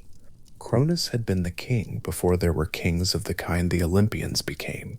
He had ruled during the age when the earth gave freely, before sacrifice and labor and the hardships of mortal life, as the Greeks understood it, had entered the world. His rule had been plenty, without complexity, abundance without the structures that make abundance complicated. Then he lost it all, to his own children, to the new order, to the inevitable movement of the cosmic ages. And Pindar, or the tradition that Pindar inherited and set down in careful meter, gave him Elysium as his final home, not as a consolation, but as a kind of rightness. The king of the Golden Age, placed in the one remaining corner of the world that still resembled what the Golden Age had been, the land at the edge of everything where the fruit hung heavy 3 times in a year, and the west wind never stopped moving through the grass, and no storm ever arrived to trouble the air. Rhadamanthus beside him carries his own particular meaning in that arrangement. The assessor, the one who looks at what a thing is and says plainly what he sees. Beside the old Titan king whose age preceded moral complexity, the man whose entire life had been organized around the careful recognition of moral truth. The two of them in the Isles of the Blessed, each one a different angle on what it might mean for a world to be well ordered, sitting together at the edge of everything with the great stream of Oceanesus curling around them and the mild afternoon light falling across the fragrant groves. Whatever the tradition was working out in that pairing, it was not working it out loudly. Persephone does not reign in Elysium. Her kingdom is the underworld in its entirety, the vast shadowy country beneath the earth that she rules beside her husband Hades, queen of a realm that holds nearly all the dead without distinction. But her role in the movements that eventually lead toward Elysium is specific and carefully described, and it begins with a fragment of Pindar that has survived well enough to carry its meaning intact. In that fragment, numbered 133 in the scholarly collections, Persephone is described as releasing souls who have paid their penalty for ancient grief. She sends them back upward, out of the underworld and into new life, and those souls become great kings and heroes in the world above. The phrase ancient grief refers to an old wrong embedded in the soul, a debt incurred before memory, something the Orphic traditions described as a primordial transgression that attached itself to the soul at its beginning and required successive lives to work clear. Persephone, in Pindar's account, is the one who recognizes when the debt has been discharged. She holds the moment of release. She opens the way back upward. This places her in an unexpected light. If one comes to her only through the myth of her abduction and the grief of her mother Demeter and the long negotiations that brought the seasons into existence. In that myth she is moved, taken, returned, divided across the year.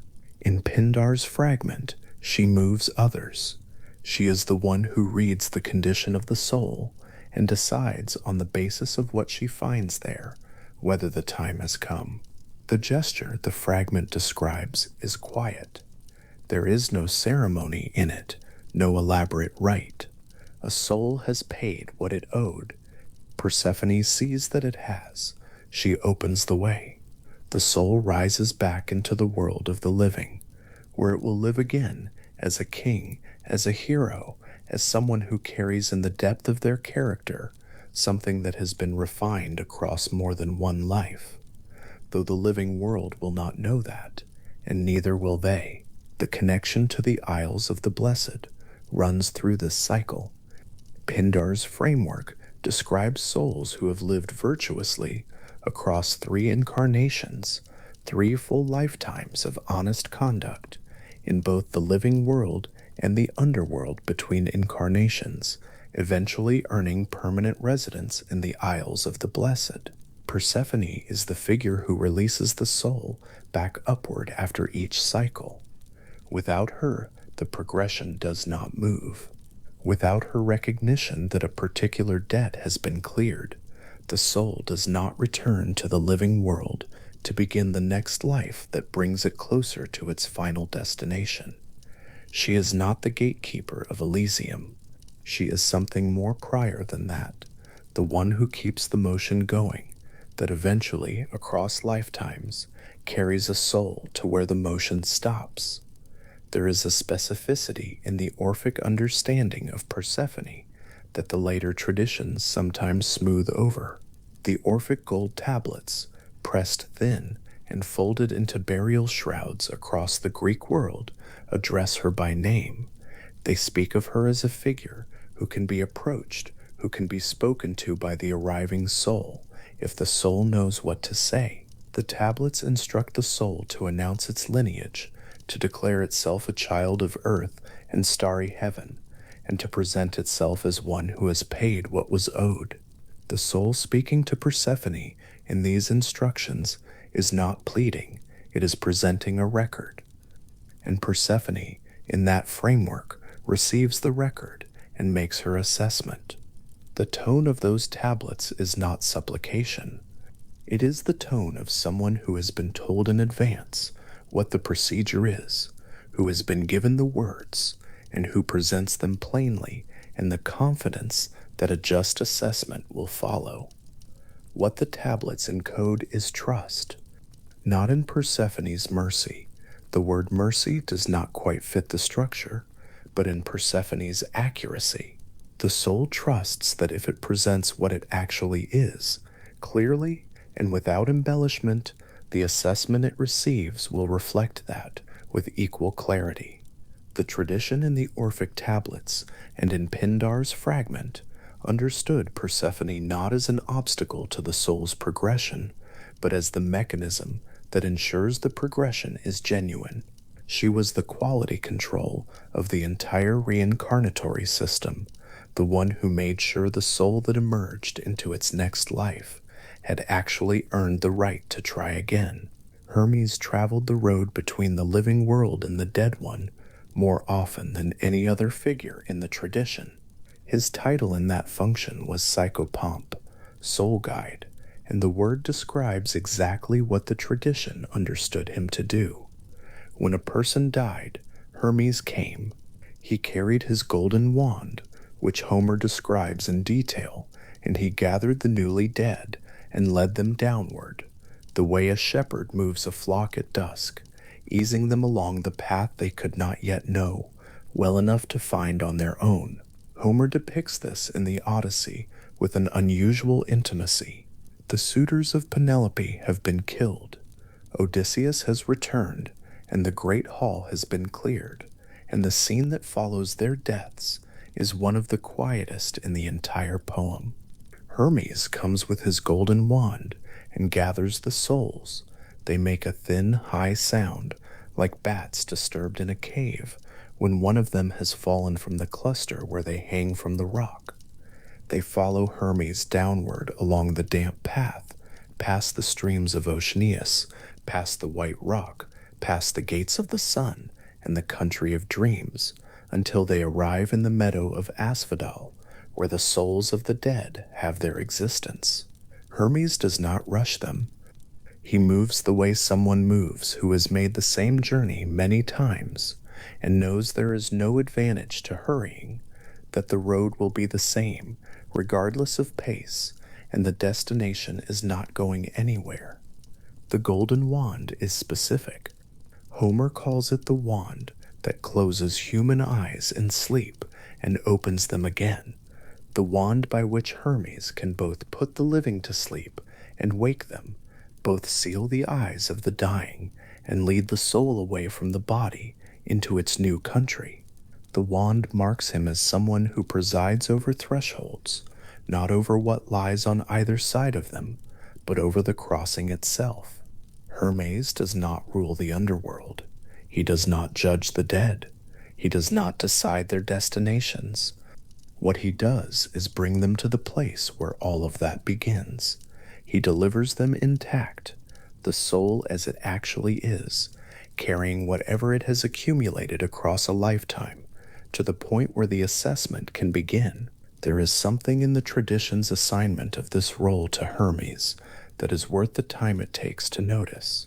Hermes was also the god of travelers, of boundaries, of the stone markers that the Greeks placed at crossroads, the herms, rough pillars topped with a head and usually carrying an erect phallus, markers of the liminal, the in-between, the place where one path diverged from another. Hermes presided over all transitions. His function as psychopomp was the largest and most absolute version of that general quality, the transition not from one place to another, but from one state of being to another, from the living world to whatever lay beyond it. He was uniquely suited to the role because there was no threshold in the Greek world, however small, where his domain did not extend. The road to the underworld was simply the longest road he knew and the most traveled. The tradition also gave Hermes a tone that the other gods of the underworld did not carry. Persephone was the queen of the dead. Hades was the lord of the entire lower realm. Rhadamanthus was the presiding just man of Elysium. Aeetes sat at the fork of the road with his staff. All of these figures had a gravity to them, a weight appropriate to their functions and domains. Hermes in the underworld retained the quality he carried everywhere, the quality of someone who is passing through, who is present without being fixed there, who brings something from one world to another, and returns again without having been altered by the transit. The souls he guided trusted him not because he was powerful in the underworld, but because he knew the way and would not lose them on the road. That was all they needed him to be, and in the tradition, he was reliably that thing. The first time the soul that had been a person in the world above encountered the afterlife, the figure it encountered was Hermes, moving downward in the dark, hearing the sound of the other souls beside it, like the flutter of wings or the murmur of water, following the man with the golden wand. The underworld, in that first encounter, was a road, and at the end of the road opened into something larger. Aias was the son of Zeus and a nymph named Agena. The island of Agena in the Saronic Gulf was named for her, and Aias was its first king, having populated it by asking his father to transform the ants of the island into people, which is why the Aeginetans in the tradition were called myrmidons, from the Greek word for ants. He had two sons of great renown, Telamon and Pelos, and through Pelos, a grandson whose name was Achilles. His mortal life was spoken of across the tradition as the most pious of any man, not the most powerful, not the most accomplished in war or craft, but the most genuinely pious, the life most consistently organized around the acknowledgement of the divine and the honest conduct of human affairs. When Aeacus died, the tradition placed him at the entrance to the underworld. Specifically, Plato in the Gorgias gives him a location that is both precise and visually clear, a meadow at the fork of the road.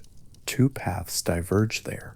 One leads toward Elysium, the other leads elsewhere.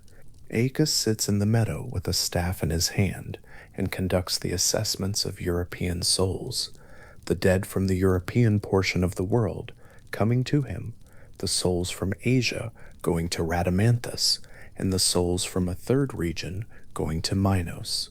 3 judges, 3 roads, and between them the entire population of the dead, sorted slowly and carefully into the directions their conduct had earned them. What Plato describes in the Gorgias is a scene of extraordinary calm. Socrates, delivering the account, emphasizes that the souls arrive at the judgment stripped of everything. The body is gone. The reputation is gone. The wealth, the titles, the network of associations and obligations and connections that in life could be deployed to influence how one was seen. All of it is absent. The soul stands in the meadow at the fork of the road, exactly as it is. If it carries honesty in it, that is visible. If it has spent its life accumulating a kind of moral scarring, the marks of every time it chose badly, every time it did harm it knew it was doing, those marks are visible too. The body, in Plato's account, was in some sense a garment. The soul at the crossroads is ungarmented. Aeacus in that meadow looks at what is actually there. He does not need to ask questions or receive testimony or weigh competing accounts. The soul is what it is in plain sight, and the assessment follows from what he sees. The staff in his hand is not a weapon, it is a marker, the way a herm was a marker, a sign of presence at a liminal place, an indication that this crossing is presided over, that the transition is not ungoverned.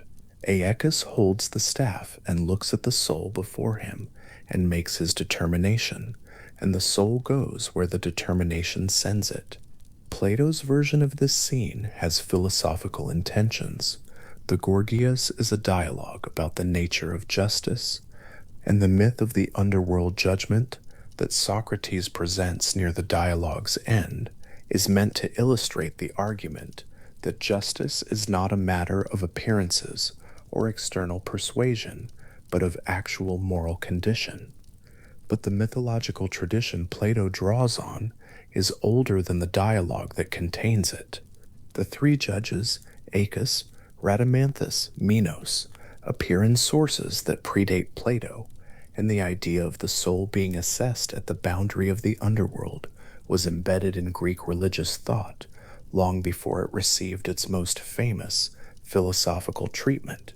Plato sharpened the image and gave it a particular argumentative purpose, but the image itself, the soul in the meadow at the fork of the road, was already there. Minos, who presides over the most contested souls in Plato's account, those about whom Aeacus and Rhadamanthus cannot readily decide, is an interesting complication in the tradition. During his mortal life, Minos was the king of Crete, the ruler of the Minoan civilization, at the height of its power, the figure associated with the labyrinth and the Minotaur, and the tribute of young Athenians sent to Crete every 9 years. He was Rhadamanthus's brother, son of Zeus and Europa like him, but where Rhadamanthus had been spoken of as incorruptibly fair, Minos in the living world was more ambiguous. He was a king who exercised power in ways that the Athenian tradition, for understandable political reasons, remembered without warmth. And yet in the underworld, in Plato's account, and in Homer's Odyssey, where he also appears, moving through the underworld with a golden scepter, delivering his judgments among the dead, he is a judge, not a tyrant. Whatever complexity his mortal life carried, his posthumous function was the careful assessment of souls, conducted with the same seriousness as his brothers. What the tradition did with all three judges was take the quality of discernment, the capacity to see what something actually is, and say so accurately, and distribute it across three figures, each presiding over a portion of the arriving dead, each bringing to their portion of the work the same fundamental quality expressed through a slightly different character and a different region of responsibility. The judgment of the dead was not entrusted to a single authority, precisely because the tradition understood that discernment at that scale required multiplicity, the same way a complex matter of law benefits from more than one set of eyes. Three judges, each presiding at a different angle on the same central question of what a soul had actually been. The arrangement was thorough, in the way that only something that had been thought about for a very long time tends to become thorough. In the meadow at the fork of the road, after Hermes had brought the soul down the long path and delivered it to the place of assessment, the soul waited in whatever hush that meadow held. The tradition does not describe that hush in detail. It does not narrate the interior experience of the soul standing there. What the tradition describes is the structure, the meadow, the fork, the figure with the staff, the two paths diverging toward their different destinations. The inner experience of being assessed was left perhaps deliberately to the imagination of the listener or the reader, to be inhabited quietly and privately, the way one inhabits any room that has been described only by its dimensions and not by the feeling of being in it. What passed between Aeacus and each arriving soul was not, in the tradition's account, an argument, There was nothing to argue. The soul was what it was. The judge saw what it was. And then, with the quiet authority of someone who has been placed in that meadow, precisely because the quality of his vision can be trusted, Acus said where it would go. The staff pointed, perhaps, or the figure simply gestured toward one of the two paths. And the soul, having arrived at the one moment in the mythological afterlife where nothing it could say would alter what it actually was, understood the gesture and followed it. The souls who had lived well, who had accumulated across their lifetimes, the kind of genuine moral character that showed clearly in that ungarmented state in the meadow, were sent toward the path that led to Elysium. They had not been promised this. They had not, in most cases, known during their lives that what they were building with each honest choice was an internal quality that would remain visible after everything external had been stripped away. They had simply been, for whatever reasons and through whatever difficulties, the kinds of people who chose well when choosing well was available to them, and chose the least harm they could when it was not. And in the meadow at the edge of everything, with the afternoon light falling across the grass and the fork of the road before them, and the judge sitting quietly with his staff, that accumulated quality was what they had, the only thing they had, and it was enough. The tradition that gave Acus his meadow, Rhadamanthus his eternal residence in Elysium, Cronus his island sovereignty, Persephone her function as the one who releases and allows souls to rise, Hermes his golden wand and his knowledge of the road. This tradition was not constructed in a single moment by a single mind. It accumulated across centuries of Greek religious thought, absorbing Orphic theology, Platonic philosophy, the older Homeric framework, and older still, the half-remembered Bronze Age inheritances that fed into all of them. Each of these figures carried their role into the tradition from a different angle and a different era, and the tradition held them all, not always in perfect consistency, but with enough coherence that the image was legible, a world in which the dead are met, guided, assessed, and placed, in which the movement of the soul after death is not chaos or darkness, but a structure, presided over by figures whose specific qualifications for their roles were the qualities they had demonstrated in their own lives or in the nature the tradition assigned them. Rhadamanthus, at his place in Elysium, present the way a just person is present, without needing to announce anything. Cronus on his island, at the edge of everything, presiding over the blessed dead with the patience of someone who has come through more than any single age can contain. Persephone in the underworld, receiving the record that a soul presents and opening the door back upward when the record says the time has come. Hermes on every road, moving through the dark with his golden wand, the souls behind him, following the only light they can find in that long descent. And at the fork of the road in the meadow, Acus with his staff. The meadow is the thing to hold on to as the narration rests here. The specific detail of it, the grass, the fork, the two paths diverging behind the seated figure, the whole scene conducted in hush. Plato sets it in a meadow because a meadow is not a courtroom. It does not carry the weight of formal proceedings, the architecture of power, the theater of law as it operated in the living world. It is simply a place where the light falls and the grass grows, and a figure sits with a staff, one soul at a time, making the careful assessment that will send each one in the direction it has earned. The scene takes as long as it takes.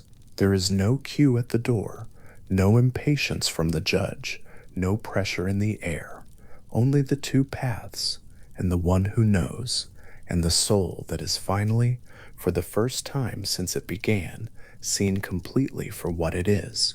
And then the path opens before it, and it goes where it has always, in some sense, been going.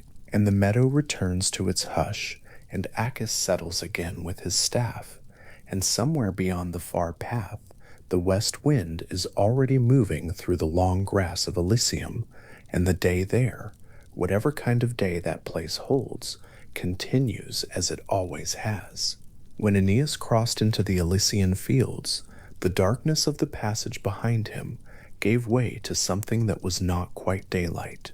Virgil describes it with care, a light that belonged to the place itself, falling from no particular source, neither the sun that moved across the sky above the living world, nor any lamp or fire set by mortal hands. It was simply there, a soft, permanent radiance that lay across wide meadows and grassy training grounds and the open spaces where the blessed dead moved through their days without any particular urgency, the whole landscape lit as if afternoon had been preserved there and asked to stay. The athletes running their courses across the training grounds in that light move the way athletes move when the outcome does not matter, with the easy pleasure of a body doing what it was made to do. No prize at stake, no crowd judging, the running itself the whole point. Poets sat beneath laurel trees and sang, heroes reclined in the long grass, their conversations unhurried, the great wars behind them, and the name of every good thing they had done already, set down somewhere permanent and acknowledged. Virgil was writing the Aeneid across approximately a decade, finishing it around 19 BCE, and in Book 6 he placed his description of the Elysian fields at the structural heart of the poem, not as a rest from the story, but as the place where the story's deepest meaning was kept. And the landscape Virgil describes in that book carries the specific pleasures of mortal life, but stripped of their cost. The training grounds where the blessed dead exercise recall the great athletic festivals of the Greek world, but here no athlete sustains an injury, no contest produces a loser. The laurel trees shading the poets recall the groves of Apollo, but here no poet suffers for the work or is destroyed by the god's attention. The heroes at ease in the meadows are figures anyone familiar with the tradition would recognize. Men who had given everything the world asked of them, who had paid the full price of their excellence, and who were now, very simply, done paying. The radiance that falls across all of it belongs to the fields themselves, and the tradition holds that it will not change. Aeneas had come there to find his father. Anchises had died on the long voyage from Troy, somewhere on the coast of Sicily, and Aeneas had buried him there and sailed on, carrying his absence the way the living carry the dead.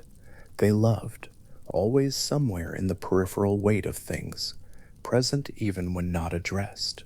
The descent into the underworld that Virgil constructs in Book 6 follows an ancient pattern, the living person who goes below, guided by someone who knows the way, passing through the full geography of what the tradition holds about the dead, arriving at last at the place where the one they came for is waiting. Aeneas's guide is the Sibyl of Cumae, a prophetess who knows the roads of the underworld as a traveler knows a country she has crossed many times before, and she brings him through the asphodel fields and past the great structures of the underworld's ordering until the landscape brightens and the Elysian fields open around them. Anchises is there among the blessed dead, and he sees his son coming and moves toward him across the grass, his face full of the particular gladness of a parent who has been waiting.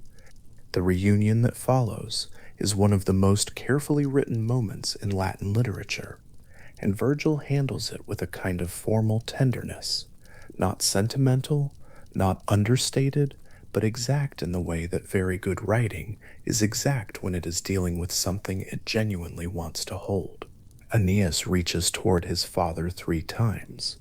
3 times, in the manner the tradition established long before Virgil, his arms close on nothing, the shade of Anchises present, but not solid, the embrace of the living, and the dead remaining just outside what bodies can accomplish. The detail belongs to Homer before it belongs to Virgil. Odysseus had tried to embrace his mother in the underworld and met the same impossibility. What the two poets share is the understanding that what the dead give the living is presence, speech, knowledge, not the weight of a body that can be held. What Anchises gives Aeneas in that meeting is a vision from a high vantage point above a wide valley. Anchises shows his son the souls gathered there and waiting, and begins to name the ones who will become the great figures of Roman history, figures not yet born into the world above, their futures already visible from the clarity of where Anchises stands. And he points out Romulus, who will found the city. He describes the long line of leaders who will carry Rome through its centuries. He identifies Augustus, who in Virgil's own time was refashioning the world of the Mediterranean into a new order, and names him as the culmination of a destiny that began with the fall of Troy. The Elysian fields become in this passage the place where causation is visible, where a father who has passed through death can stand above all the generations at once and see how the sacrifice made at Troy, the loss of a city, the long wandering of the survivors, was always tending towards something, and that something is Rome. The Valley of Waiting Souls below Anchises introduces into Virgil's Elysium a framework that owes its deepest debts to Platonic philosophy and the Orphic tradition that circulated in the Greek world for centuries before Virgil inherited it.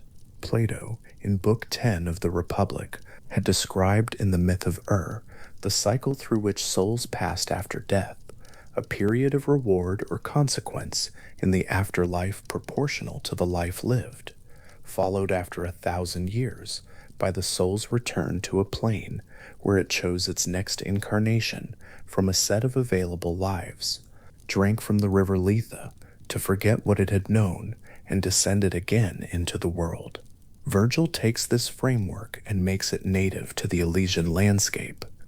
The souls in the valley have completed their 1,000-year cycle of purification in the fields above, and now they are gathered at the river Lethe, which in Virgil's account flows through Elysium itself, to drink its waters and forget what they knew before they rise again into new lives. The river does what it has always done in the tradition. It dissolves the memory of what was, making way for what will be. Virgil's Lethe is not frightening in this passage. It moves through the landscape the way water moves through any landscape that has been described well, present, purposeful, belonging to the geography of the place. The souls gathering at its banks are not sorrowful. Their 1,000 years in the Elysian fields have been what those fields have always been in the tradition, a place of rest, of the particular ease that comes after a long effort completed. The drink from the river that comes at the end of that stay is simply the next thing, the movement from one form of existence toward another, the way morning follows a night of long and honest sleep. What is left behind in Lethe is the memory of individual experience, the specific weight of one particular life, and what is carried forward is the soul itself, lighter now, ready for the next descent into the world. This dynamic quality distinguishes Virgil's Elysium in a specific way from the earliest Greek accounts. In Homer, Elysium was a permanent dwelling. The blessed dead arrived and stayed, the west wind always moving through the long grass, the orchard-laden islands never bare, the rest genuinely final. In Pindar, the soul that had lived virtuously across 3 incarnations earned its permanent residence in the Isles of the Blessed, and remained there under the mild governance of Cronus and Rhadamanthus, the cycle of return complete. But Virgil's Elysian fields are part of a larger cosmic process, a rest stop of extraordinary beauty and duration in a journey that continues. The 1,000-year stay is real, a full millennium of the meadows and the interior light and the unhurried movement of the blessed dead through their days. But it is a stage, not an ending. The world above is always waiting for more souls. Rome is always in the process of being built. The river Eterdanus also moves through Virgil's underworld landscape, and its presence there is worth attending to. The Eterdanus in mythology was a great river associated with the fall of Phaethon, the young man who attempted to drive the chariot of the sun, lost control of it, and was struck down by Zeus before the world could be burned. The river where Phaethon fell was sometimes identified with the Po, the largest river of northern Italy, flowing from the Alps across the broad plain of the north before emptying into the Adriatic. Virgil places the mythological Eterdanus in the Elysian fields themselves, running through fragrant groves and shaded forest, its current slow and cool and dark, moving through the landscape with the quiet authority of water that has been flowing for a very long time. By drawing the Eterdanus into the underworld geography, Virgil does something characteristic of the whole project of the Aeneid. He anchors the Greek mythological tradition in a landscape that Italian readers would recognize as theirs, building connections between the inherited Hellenic world and the specific ground of the Italian peninsula. The fragrant groves that the Eridanus moves through in Virgil's account carry a quality that is consistent across the whole description of the Elysian fields in Book 6, an atmosphere of shade and mild richness, of things that are pleasant without being excessive, of abundance offered quietly rather than displayed. The laurel trees shade the poets without making them invisible.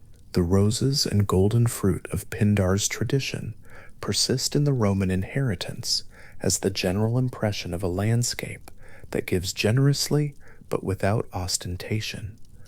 The blessed dead in Virgil's Elysium are not wealthy in any way that requires ceremony. They are simply in the right place, doing what they were best suited for, in a light that suits them, among figures who understand them, for a long and unhurried time. The Aeneid was not quite finished when Virgil died in 19 BCE. He had asked for it to be destroyed, unrevised, and Augustus is said to have intervened to preserve it. And the version that came down to subsequent centuries was the poem as Virgil's literary executors saved it, including the Elysian passages of Book 6 with whatever final touches Virgil had and had not yet made. What this means is that the most sustained and influential Latin description of Elysium reached the Roman world, and then the medieval world, and then the Renaissance, with the marks of a work its author considered incomplete. It does not read that way. Book 6 of the Aeneid reads as one of the most controlled and deliberate passages in Latin literature, the underworld journey, constructed with an architect's attention to sequence and proportion, the Elysian fields placed exactly where the poem needs them, as the luminous center of a descent that begins in darkness and ends in the daylight of renewed purpose. The medieval world received Virgil's Elysium through an interesting set of transformations. Virgil himself was adapted by the Christian tradition into something between a prophet and a magician. His fourth eclogue, with its description of a child about to be born who would inaugurate a new golden age, was read as a veiled foretelling of the birth of Christ, and this reading gave Virgil a peculiar authority in medieval Christian culture that no other pagan poet quite shared. Dante, writing the Commedia in the early 14th century, made Virgil his guide through the Inferno and Purgatorio, the most famous instance of the dead guiding the living through the underworld in all of literature. And though Dante's afterlife is emphatically Christian in its architecture, the influence of Virgil's underworld, and through Virgil the influence of Homer and Plato, and the whole Greek and Roman tradition, runs through it continuously. The tradition of Elysium persisted in the medieval world, not as a doctrine, but as an inheritance, a set of images and structures that proved remarkably durable, carrying their essential character through the change of frameworks around them. The Renaissance drew on that inheritance with the specific hunger of a period that had rediscovered classical texts in depth and wanted to live inside them. Paintings from the 15th and 16th centuries returned repeatedly to the Elysian theme, figures reclining in luminous meadows, the light falling from no identifiable source, the atmosphere one of permanent, cultivated ease. The iconography is not always labeled Elysium, but the visual grammar is consistent. The softly lit meadow, the figures at rest or at gentle occupation, the sense of an afternoon that has been going on for a very long time and intends to continue. These are images made by people for whom Virgil's Elysian fields were as real an imaginative destination as any place that could be visited in the physical world. Realer, perhaps, in the specific way that places in literature are real, present in the mind with a completeness that no actual geography can quite match. It was in the 17th century that the name of the Elysian Fields was applied to a place in the physical world that has since made it, in one sense, the most famous address in Europe. The area to the west of Paris, developed in the Baroque period as a promenade and garden outside the boundaries of the city proper, was given the name Champs-Élysées, the Elysian Fields in French, as part of the period's characteristic practice of dressing new urban spaces in the prestige of classical antiquity. The choice of name was deliberate and not unusual for its time. Gardens and promenades across Europe in the 17th and 18th centuries were given names drawn from Greco-Roman mythology as a matter of cultural aspiration, the classical world as the model of taste and civic virtue.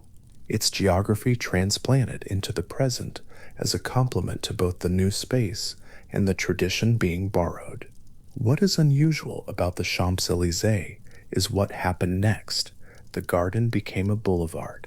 The boulevard became one of the great streets of the modern world, and the name that had been applied to a pleasant promenade outside a 17th century city became in time so thoroughly absorbed into the life of Paris that its mythological meaning receded entirely from ordinary use.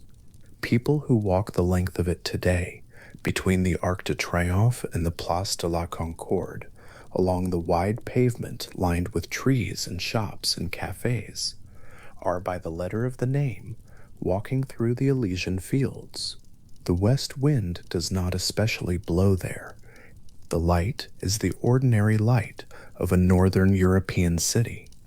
The souls at rest in the median cafe chairs are resting from shopping rather than from the labors of heroic lives, and yet the name persists. Something in it stayed.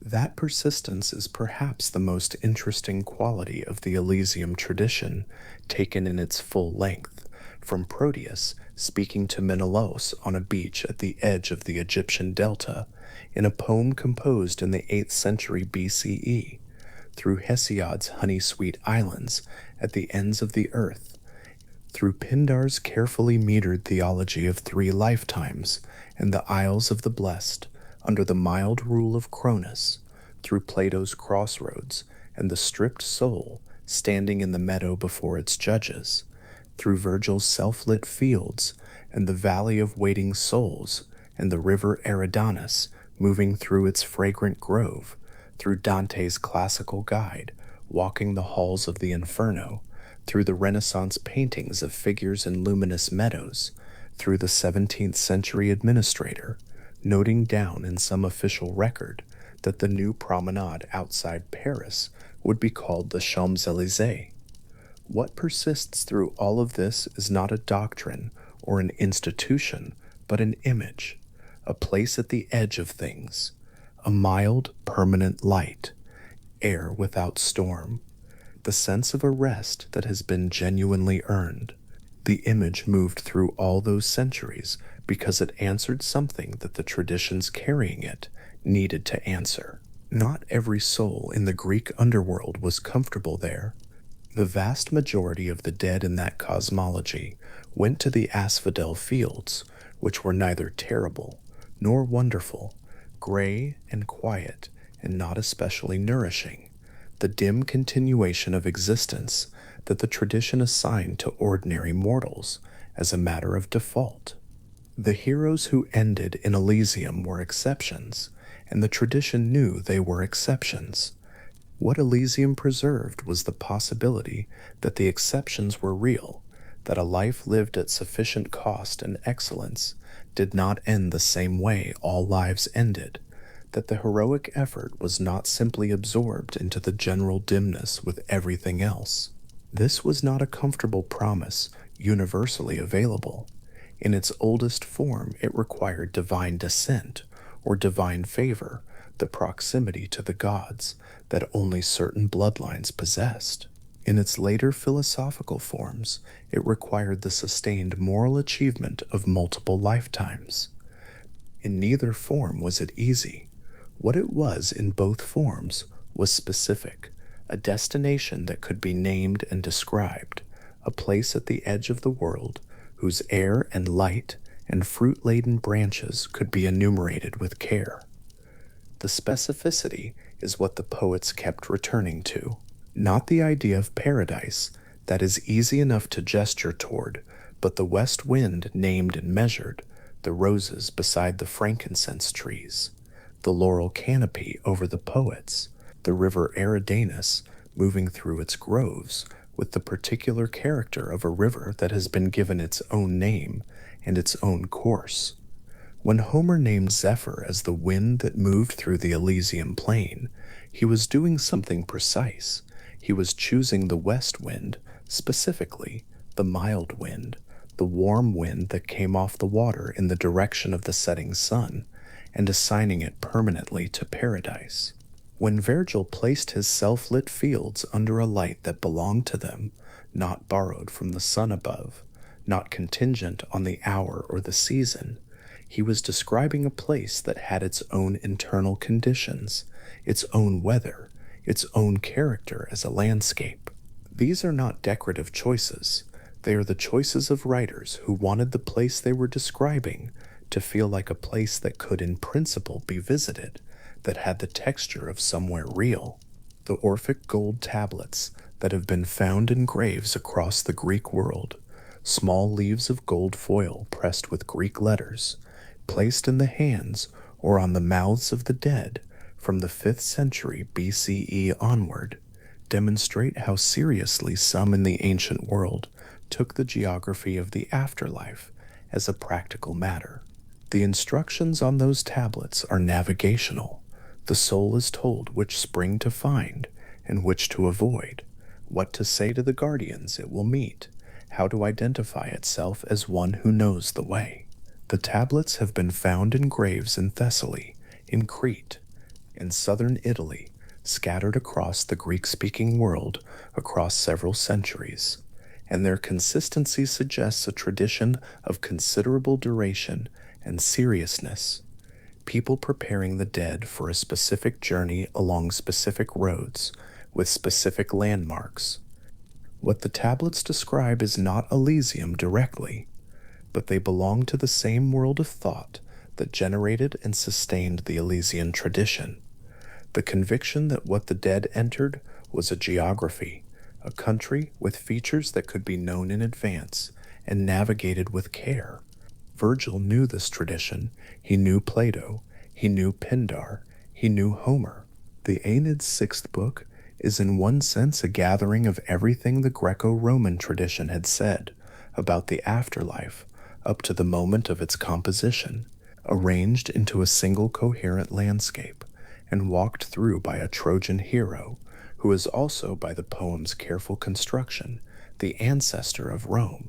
The specificity of the Elysian fields in Book 6 is the specificity of an inherited tradition being handled by a poet who understood both what it said and what it was for, not merely a description of where the dead go, but a claim about what the living might hope for and what the effort of a life well spent might eventually arrive at.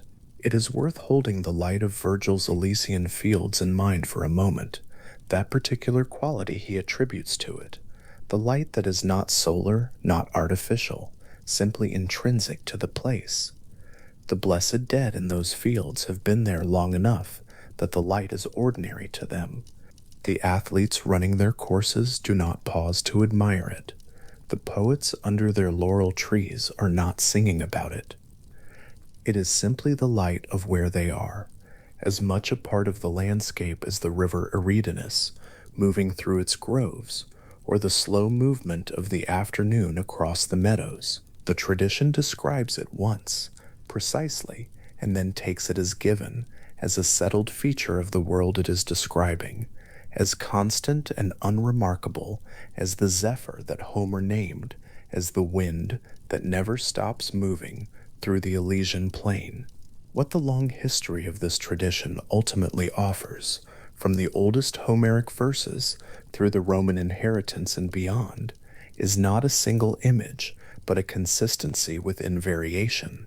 The west wind appears in Homer, and something of its warmth appears in the rosy meadows of Pindar and the shaded, fragrant groves of Virgil. The sense of rest appears in Hesiod's orchards, fruiting in their permanent abundance, and in the athletes and poets of Virgil's fields who have found the activity that suits them and are conducting it at whatever pace they choose. The sense of a place genuinely apart from the conditions of ordinary mortal life. No snow, no storm, no heavy rain, no violence, no contest with a loser, appears from the first description in the Odyssey and persists through every subsequent version.